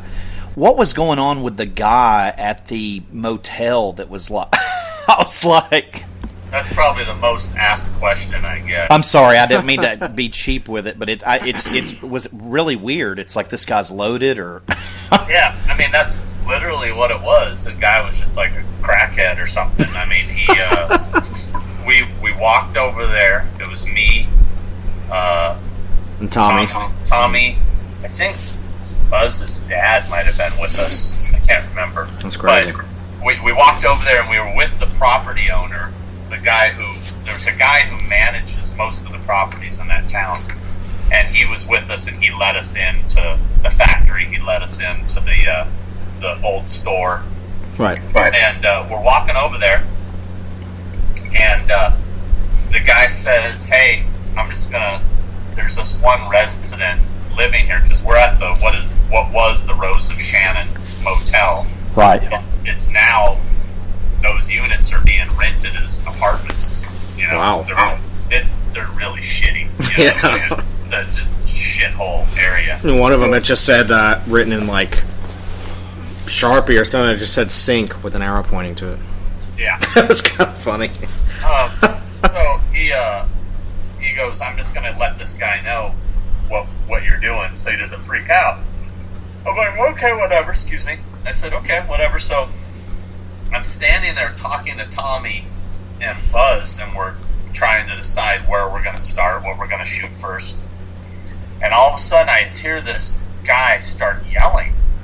And we look, and this guy is standing on the porch next to the dude that said, I'm going to let him know.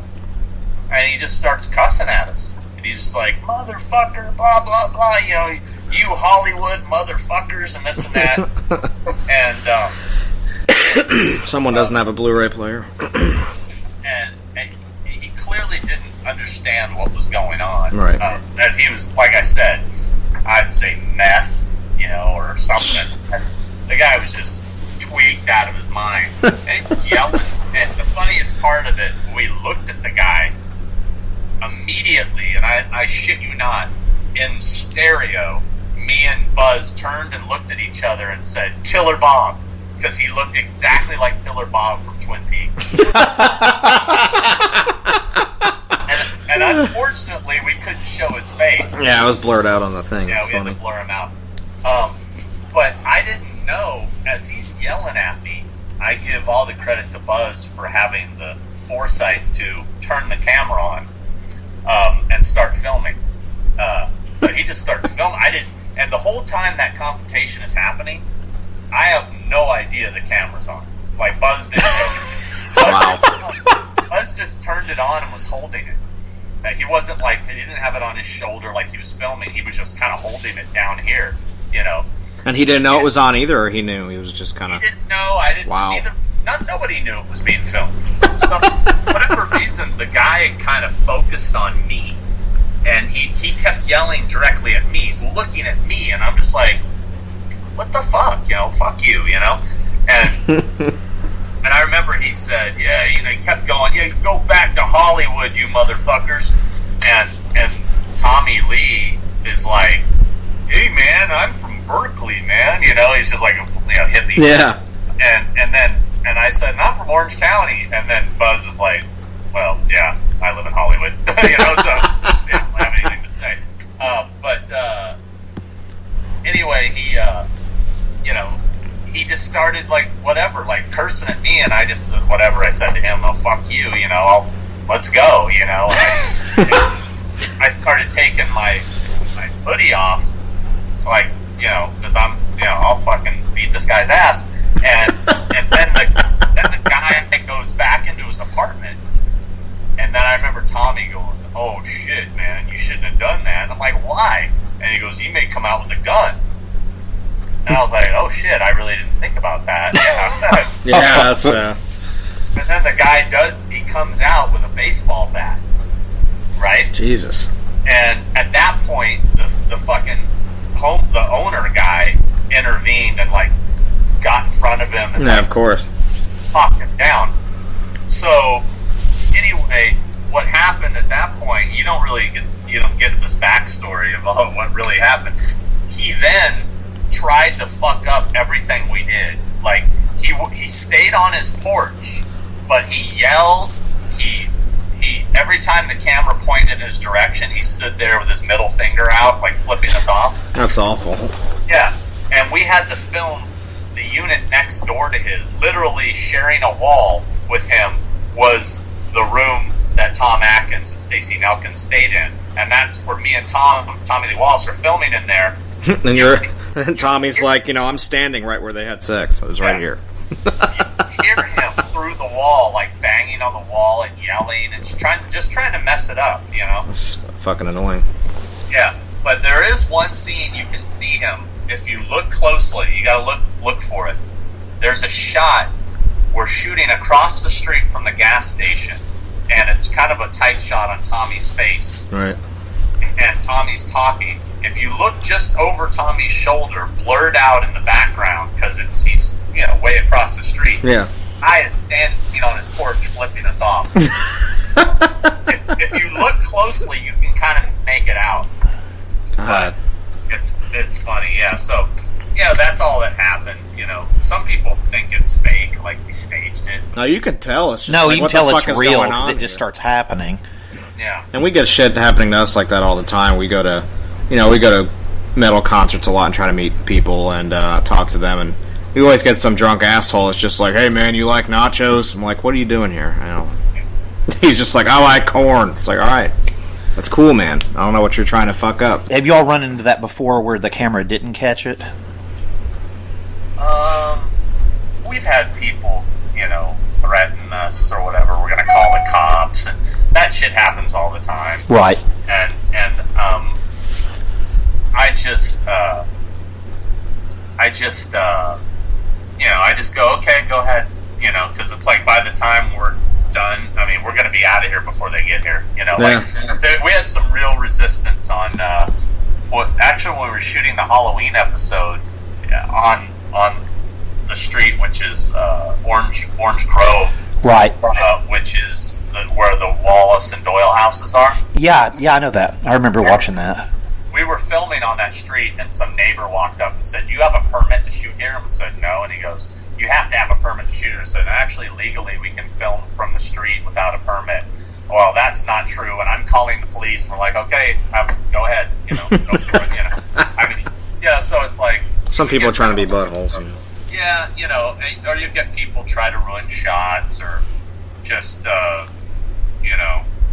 like we had a guy recently on the Return of the Living Dead episode. We had a guy walk up to us and say, "What are you doing here?" When we were shooting outside the UNITA building. Yeah. The UNITA building's right next to an alley, which is the alley where they have the brigade and like the army guys and the big they all start running at them. Right. It's when they're about to press the button. Yeah, and Linnea bites the guy. Yeah. So we're standing there filming, and this guy pulls up in a car and he says, "What are you doing?" I said, "Oh, we're doing this thing for Return of the Living Dead, blah blah blah. You can't film on this property." We're like, "Okay," and he just drives. And we're like, "Whatever," And it's like, And that was that. He didn't nothing. Yeah, no, he's like, "You can't film on this property." Just being a stickler, I guess. And I just said, "Well, okay, I can literally walk 10 feet that way and legally film, because that's a sidewalk, and I can film from there, Right. So that's what we did. And then a guy, we're filming the UNITA building, a guy walks out and says, "What are you doing?" And I said, "Oh, this is what we're doing." I said, do you own this building?" And he said, "Yeah, he lives there. There's a guy that lives there." Wow. And he said, "Yeah, I'm brushing my teeth," and I look out the window, and there's a camera pointing at me. And I said, "Oh, sorry." I said, blah, blah, blah, this is what we're doing. Would you mind if we actually walked on the property and filmed around it? And he said, "No, that's fine." So cool. Awesome. After one dude said we couldn't film on the property, this guy that owns this thing said we could. So right. You never know what you're going to run into. It's been my experience that the best way to deal with this stuff is to never give them a chance to say no. Never give them time to think about it, because if you call somebody, say if I contacted a homeowner ahead of time and said, "Hey, we're coming to town, this is what we're doing, we want to film your house," 9 times out of 10 they'll think about it and say, "We'd rather you didn't." Right. Where if you show up, knock on the door and say, "Hi, this is what I'm doing, we're here just today, we have to leave tonight, this is the only chance we can do this, do you mind if we do it?"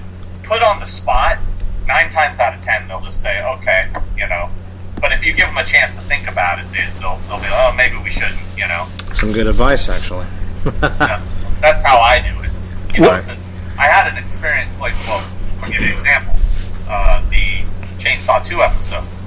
Since I was working with Michael, and Right. Michael has this girl named Heather who's a producer, she started contacting places asking for permission, and Right. everybody was saying no. And it was like, shit, or no, excuse me, I take that back. It was on Creep Show. That's it. Okay. Because we did it for Michael. So she started calling places asking for permission, and the one that she reached out to was the owners of the Father's Day house. Oh, wow. That's pretty cool. Yeah, and then it went to their attorneys. stuff, and of course they came back and said no. That's just a fucking legal mess for nothing. You know? Yeah. Whereas if you wouldn't have done that, because I did not ask her to do that, nothing against her, she didn't know, she's doing her job. Right. But the way I do things, I would have just drove up to the house, started filming, waited for somebody to walk out and go, oh, hey, hi, this is what we're doing. And if they said leave, well, at least we got the footage we got. Yeah, you traveled all the way there, you got what you can get, and if they say fuck off, then I guess you can just, it's like, well, I got something out of it, instead of just straight getting, walled and having somebody say no from the start, then they're looking out for you. Like, what if he shows up, he was trying to be here today, Yeah, you're best off just playing dumb. That's what I do. I just go, oh, hey, oh, sorry, didn't know, Right. And usually, like if a cop drives up while we're filming, because you're supposed to have permits and shit whenever you shoot stuff. Like, sure, yeah. If a cop drives up and says, "Hey, what are you guys doing?" We're like, "Oh, we're just shooting a little thing for YouTube," or he's a college student and I'm helping him out because Buzz looks like he's 15. Like, and so we just make up some bullshit. Sure, yeah. You got to do what you got to do to get it out there, Well, I've lied my way into so many locations. I mean, straight up fucking lied through my teeth to get into places. Right. I mean, because here's the problem. If you tell them it's for the DVD release, Blu-ray release, blah, blah, blah, this company's doing it, they immediately think, oh, they got money. Yeah. Right. We should be paid. We should Right. be paid, Yeah, you don't want to project that. Well, because we don't have money. I mean, we're given such a small budget. It's like we don't have money to pay. I mean, you have money to go do that, and that's it. Yeah, I mean, whatever's left over might be nothing. We ran into a big issue with like Bill Johnson from who was Leatherface and Chainsaw 2. Sure. Caroline Williams was like, "Oh my God, Bill will love to do this with you guys. Just contact him. I'm sure he'll take you out to the locations. That'd be great. Blah blah blah." Right. Bill wanted to be paid, and Bill would not budge. He was like, "I want to be paid. I know they're making money off this. I want to be paid." And I'm like, "Dude, this is for the fans. This is like a passion project. We're not making. Actually, I didn't make anything on the Chainsaw episode. I made no money on that episode. Right. That episode was literally, I did it for the fans, for fun.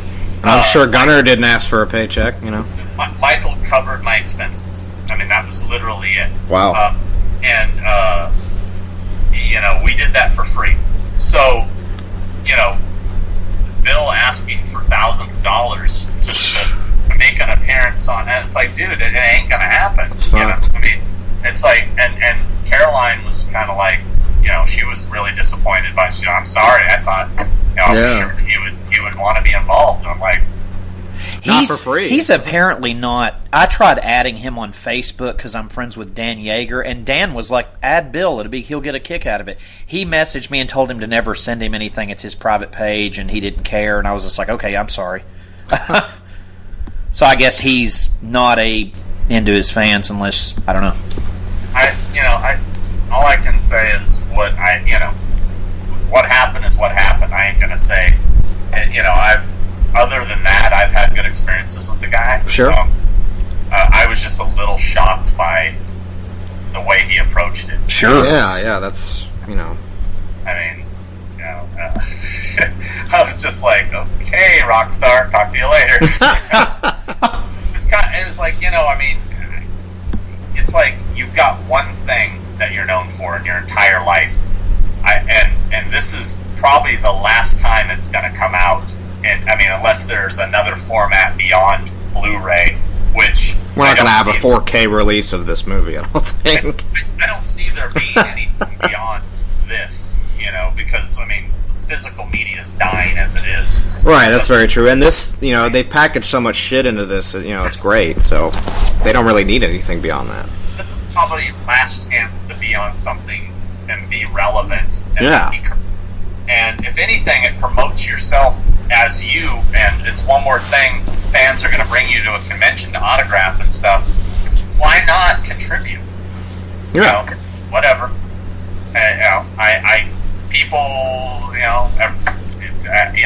It's like, just because maybe you feel like you were screwed over in the past for something doesn't mean I'm the guy who did it. You know, I'm trying to put together something cool for the fans. You know? Yeah, and if you're shedding some light, some new footage, or going back to the source for the fans, it's I think he appreciates it, but I think he approached it wrong. I'm not sure.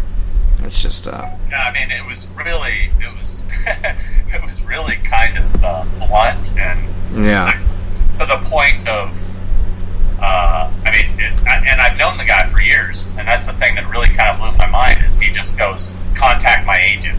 And I'm just like, well, no, this isn't a convention thing, this isn't an acting thing, this contact my agent. I was like, okay, well, there's no money here, I know there's money, contact my agent. And then he sends me this, there's a famous rant from Harlan Ellison about working for free. And Harlan Ellison is, I don't know if you know anything about him or know about this particular rant, but he's basically viewed by everyone as just an incredible asshole. So it was just like, sounds fun. Here's this thing I'm sending you, basically this complete asshole ranting about, being greedy. Right. And this is what you're using to defend what you're doing. Okay. All right, fine. That's fine. It is what it is. I'm not gonna, I still like Bill. He's a nice guy. I just thought that he handled that poorly, in my opinion. Yeah, I agree with that. I can't, I thought to switch gears again, I thought the footage on the first Halloween of you with Jamie Lee Curtis was really interesting. Oh, you mean the night she came home? Yes, I thought that was fantastic. Thank you. That was unexpected. I mean, she literally called me the day before she left for Indianapolis. She called me up and said, "Hey, my brother-in-law and my sister want to come and film everything. Are you okay with that? And is Horror Hound going to be okay with that?" And I said, "Absolutely. Why would they have a problem with that? Do it. Go for it. Now, I really didn't know what it was for. I didn't know what they were doing, and then they followed us around everywhere, filming everything, and I was just like, oh shit, okay. And then she said, okay, my brother-in-law is going to cut this together as like a documentary, and I said, okay. And then they sent me rough cuts, and I watched it, and while that was happening, Malik had reached out to me about footage for a new edition of Halloween, like bonus feature stuff. Right. And so I said, hey, guess what? We've got this documentary that, her brother shot. Would you guys be interested in it? And we sent it to them. They loved it. And then there was some legal issue with it. I don't know. They were getting all like, you have to change this, you have to cut this. Things just got really legal and lame, which is what can happen, unfortunately, with what I do too. I mean, I can get into that in a minute, but basically, they wanted them to change all these things and cut all these things out, and at the same time, they were asking Jamie to do a new audio commentary with John, right? Okay. So Jamie just said, look, she put her foot down. She's awesome. She put her foot down. She said, you know what? You take this documentary as is, or I'm not doing the commentary. That's fucking awesome, man. Yeah, and they basically said, okay, we'll take it as is. And we got to keep it exactly the way they wanted it, the way her brother-in-law edited it. That's great. And, it came out on the Blu-ray and then eventually in the box set as well. And believe me, it's a trip, because when it was happening, I never expected it to be released anywhere, you know what I mean? Right. It was just me being me at a convention, what I do, and she doesn't do a lot of conventions, does she? That's it. One and only. That was the only. Okay, that's what I thought. Because I had somebody challenge me on that recently. I'm like, I think that was it. They did a huge Halloween thing, and she came out to it, and that's it. The only one, yeah. Yeah, she's gone to like San Diego Comic-Con to right. tests for like Scream Queens, but it's not. That doesn't count as doing a convention. Right. Yeah, that's a whole nother world of Yeah. Now, as far as the Hologround stuff you've done, including the article stuff, just being on location, what was the one that I guess made you feel the most proud that you were doing? That when you got to the location, you were like, "Holy shit! It's like fucking Disney World for you." Well, my favorite location, hands down, was the Danvers Insane Asylum from Session 9. So that's my favorite location ever, and I really emphasize that on the episode at the end. I pour my heart out about how amazing that experience was. But as far as when I went to a location specifically for, the difference on the Session 9 one was, and I know you guys aren't familiar with that movie. You really need to see it. Amazing movie. It takes place in an abandoned insane asylum, a real abandoned insane asylum. Oh, where's that one? Where was the location? It was in Danvers, Massachusetts. Okay. And it's since been torn down. And there is one section of the building still standing. They've converted them into fucking luxury condos. So we went back there to show it as it is today. But when I went there back in 2004, I broke in there with some other, like, urban explorers. Right. And I shot all this footage in there just as a fan. I had never made a show yet or anything. I was just shooting footage. So we edited all this footage I shot inside there into the episode with new footage. So to get back to what you're asking, a location I went to for the show to shoot an episode, but one I was most excited about was probably Halloween 3. Oh yeah, that was fucking around great. Lolita with Tommy Lee Wallace was really. It was cool how you did it too, because you got to the actual town part, and then it's like, and we're here with Tommy Lee Wallace, and I was like, oh, this is great. I mean, that was like serious nerd boner. Yeah, seeing the factory and all that stuff, it's still basically the same, I've been there a couple times prior, but going there with Tommy was such a treat, and I'll tell you what, that was not an easy task to pull off. What we had to go through to get there, it was crazy. And then Tommy drove 5 hours to meet us. Damn. Wow. Yeah, so he really, I still am shocked that he did that, but I'm so glad he did, because having him there to tell those stories just made that episode epic, Because I remember with the mask shop, you guys weren't completely sure, but he was pretty fucking certain that was it. And when you guys went in there, he was like, oh yeah, this is how we shot it, just kind of not through the whole, we only used about a half of the space, and, that was really neat. And well, the funny thing is, I had always heard that mask shop was in Sierra Madre, which is at the Fog Church. And I've looked at all those buildings, and I'm like, I couldn't find one that looked like it.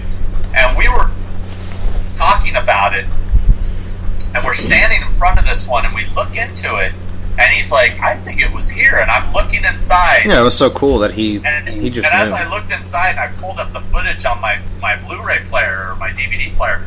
I'm looking at it, I'm noticing the architecture and all the, there's some poles in there, and there's some what do you call that, around I forgot what you call that, the one around like the base of the ceiling. What are those called? The murals? No, it's like when you. Oh God, there's a name for them. Anyway, banister. Architecture. It matched. I was like, oh shit, this is definitely it. Right. And then it was really cool to discover that with him. And I'm like, oh my God, I've been here. This is the third time I've been here. I never noticed this was it. So. I thought that was great. The bar was fucking cool. I didn't know, I wasn't sure. That's still a functioning bar. I always wanted to. Yeah, you were having a drink there. I thought that was awesome. You reenacted the television thing. I always wanted to go there and go to that bar because I don't know what it was. That bar looks awesome. Yeah, too. I just always wanted to go there. I was like, well, it's probably not functioning anymore. And you go there, and it's like, yeah, now it's got a window instead of that doorway when Dr. Chalice comes in there and Tom Atkins or whatever. And it's just it's pretty fucking cool. I really enjoyed that. To see that shit's still there. Yeah, I think that window was there. I think they just blacked it out for the movie. Yeah. To make it look really dark in there. But yeah, that bar hasn't changed much. It still has the same mural behind the bar. It still has the same paintings. Yeah, the paintings were just switched around or whatever, but they're still there. It's called the Buccaneer. Yeah, that's great.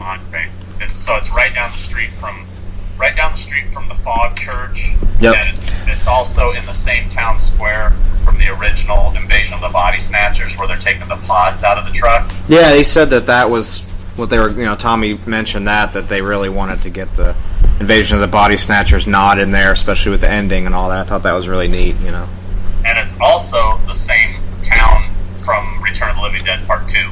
Really? Yeah. It's awesome. Yeah, the grandpa's house is almost across the street from the Fog Church, and then just down the street from the bar is a lot of the scenes where they're being chased, and on the other, if you go across the street from the bar, behind those buildings is a couple of the alleys where some stuff happens. Particularly that scene when Mitch Pileggi plays a Marine or an Army guy shooting the zombies. Right? Yeah. So there's a lot of locations right in that little spot. Now you did something for Horror Hound for the Return of the Living Dead 2 location, didn't you? Yeah, that was fun because I found that I was the first person I think to find that neighborhood. Wow. And I went to the house that was their house in the movie, where they're in the garage and Forrest J. Ackerman is a zombie. Yeah. So I walk up and the people that own the house were there, and I'm telling them the story. Hey, your house was used in Return of the Living Dead Part 2, and they're like, "You're crazy. Our house has never been used in a movie."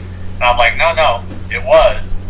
And they're like, "We're the original owners. We've lived here. We're the first people. We bought this house brand new. It was never used in a movie." And I said, "Well, actually, the neighborhood was still being built, so they actually shot a movie here before they sold you the house." And they thought I was crazy. And I showed them the footage, and I have my player with me, and they're looking at it in their garage, and they're like, "Holy shit!"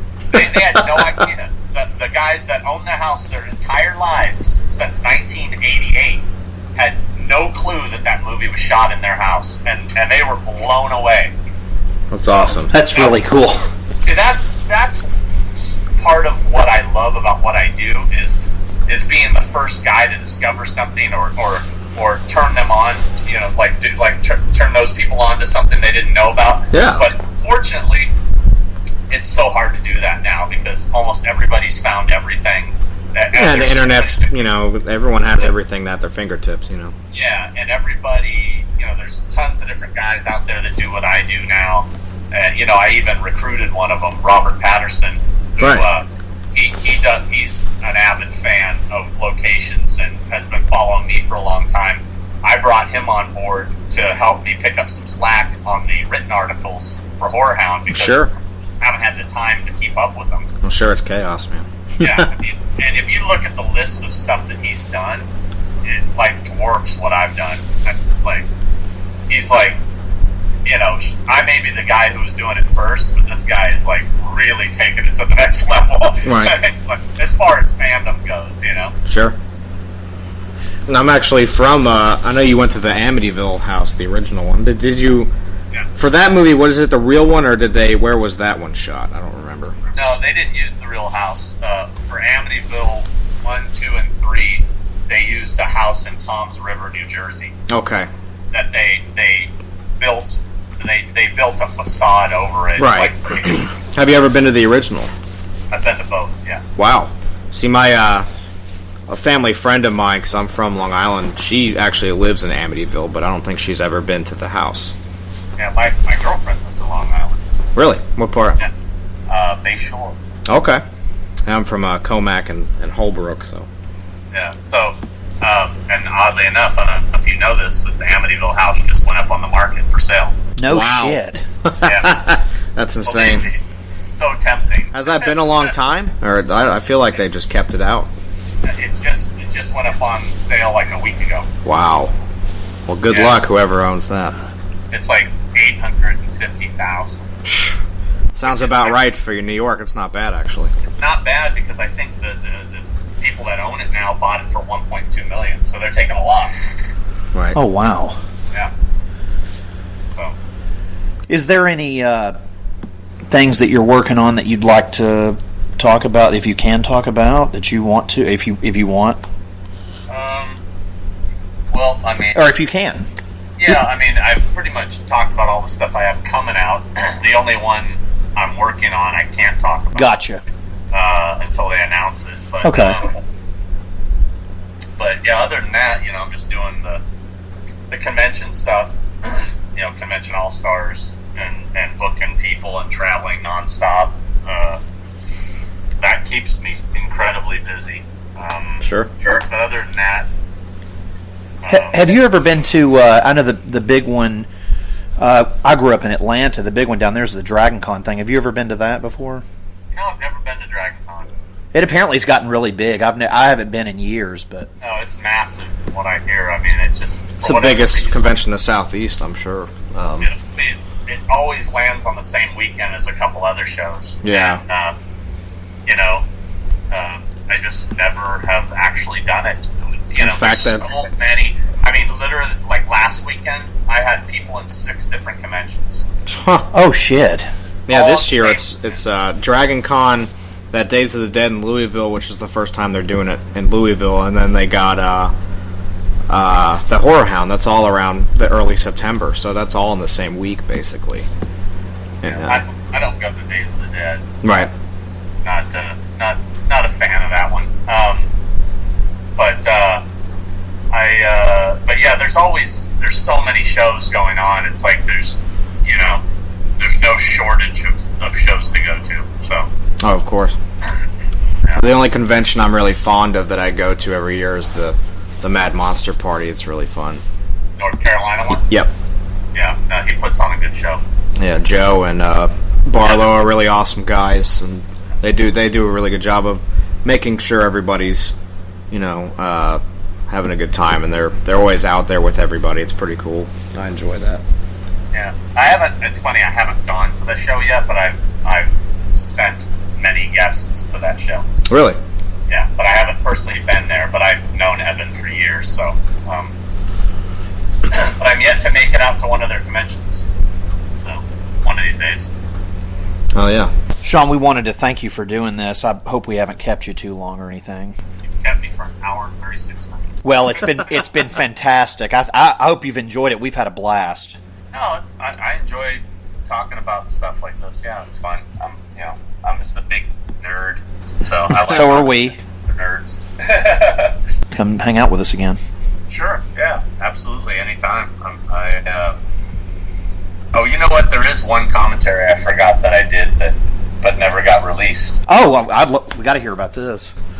It's not that exciting. Oh, okay. Well, maybe not. Oh no, we did an audio commentary for Black Waters of Echo's Pond, the movie I wrote and produced. Oh, okay. And it was me, the director, one of the producers, Jason Lockridge, and James Duvall. He's such a great guy, man. Yeah, James is awesome. We recorded a commentary for it, turned it in to Anchor Bay. Also had a really kick-ass making of. We turned in Anchor Bay, and for whatever reason, they didn't put either on the release. Weird. Again, that goes back to legal bullshit. Sure. I've been dealing with that a lot lately on the Horse All Ground stuff. Like especially the stuff that you guys and all the fans seem to point out really love. Like when we do the little spoofs. Right. It's getting to the point where we're almost having to stop doing them just because it sucks, man. This, they say, oh, you can't do that, you can't add yourself into a scene because it's creating a new property.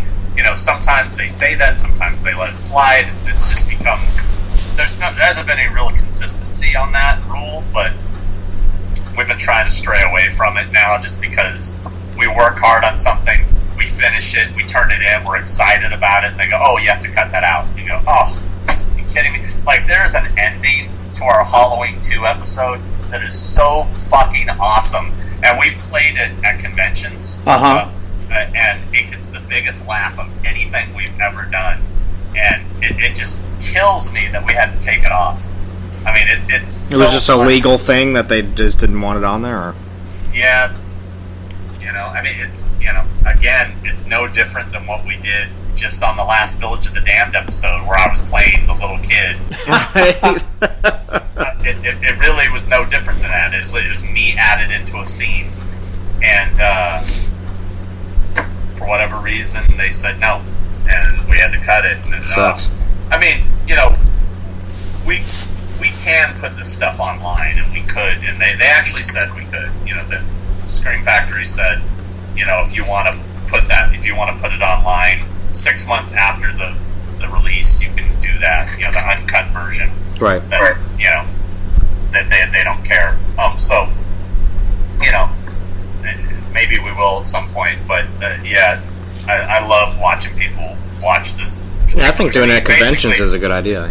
Basically, it's the scene where Jamie Lee Curtis is in bed and Lance Guest comes in and he's kind of touching her hand, right? And wakes her up, and he asks her if she wants a Coke. it's that scene, but we put me in the bed, so it makes it really awkward and kind of like a little homoerotic. Like, why are you touching my hand? That's awesome. It's just like it's so funny the way Andrew gets all the credit, because Andrew cut it together so brilliantly that there's this incredibly long, uncomfortable stare between us that is so great. But oh well, like I said, some people have seen it. We've shown it in conventions, but we'll have to check it out sometime. Yeah, it's fucking funny. Well, you got any final words before we let you go? I guess just thank you to everybody for supporting the Horse Hall Grounds thing and what we do, and we literally do it for the fans, and to get the feedback is what keeps us going. Positive feedback, and we appreciate that. We appreciate that the fans dig it, and if you want to find out anything about, you can go to horrorshallgrounds.com, which I think redirects to our Facebook page, which is facebook.com/horrorshallgrounds. And then if you want to follow me on Twitter or Instagram, it's @malfunction, MALFUNCSEAN, malfunction. Very witty. Yeah, super smart. And on Facebook, my personal account is too many people on it, so I can't add any people. But I have a fan page. So pretentious to say I have a fan page. Well, sometimes you have to moderate, Yeah, I have to, because give you a limit on your personal page. Yeah. You hit 5,000 and you can't add anymore. Right. So on my other Facebook page you can follow me on is facebook.com/Sean Clark Official, because we know there's so many of those fake Sean Clark fan pages out there. I just get inundated with those people trying to start fake Sean Clark accounts because it's so popular. That's great. That's it. That's really it. Thank you guys for having me. I appreciate it, and I hope I didn't just babble for too long. No, it was perfect. Thank you so much. Hey, this is Sean Clark from Horror's Hallowed Grounds, and you are listening to the Phantasm Podcast.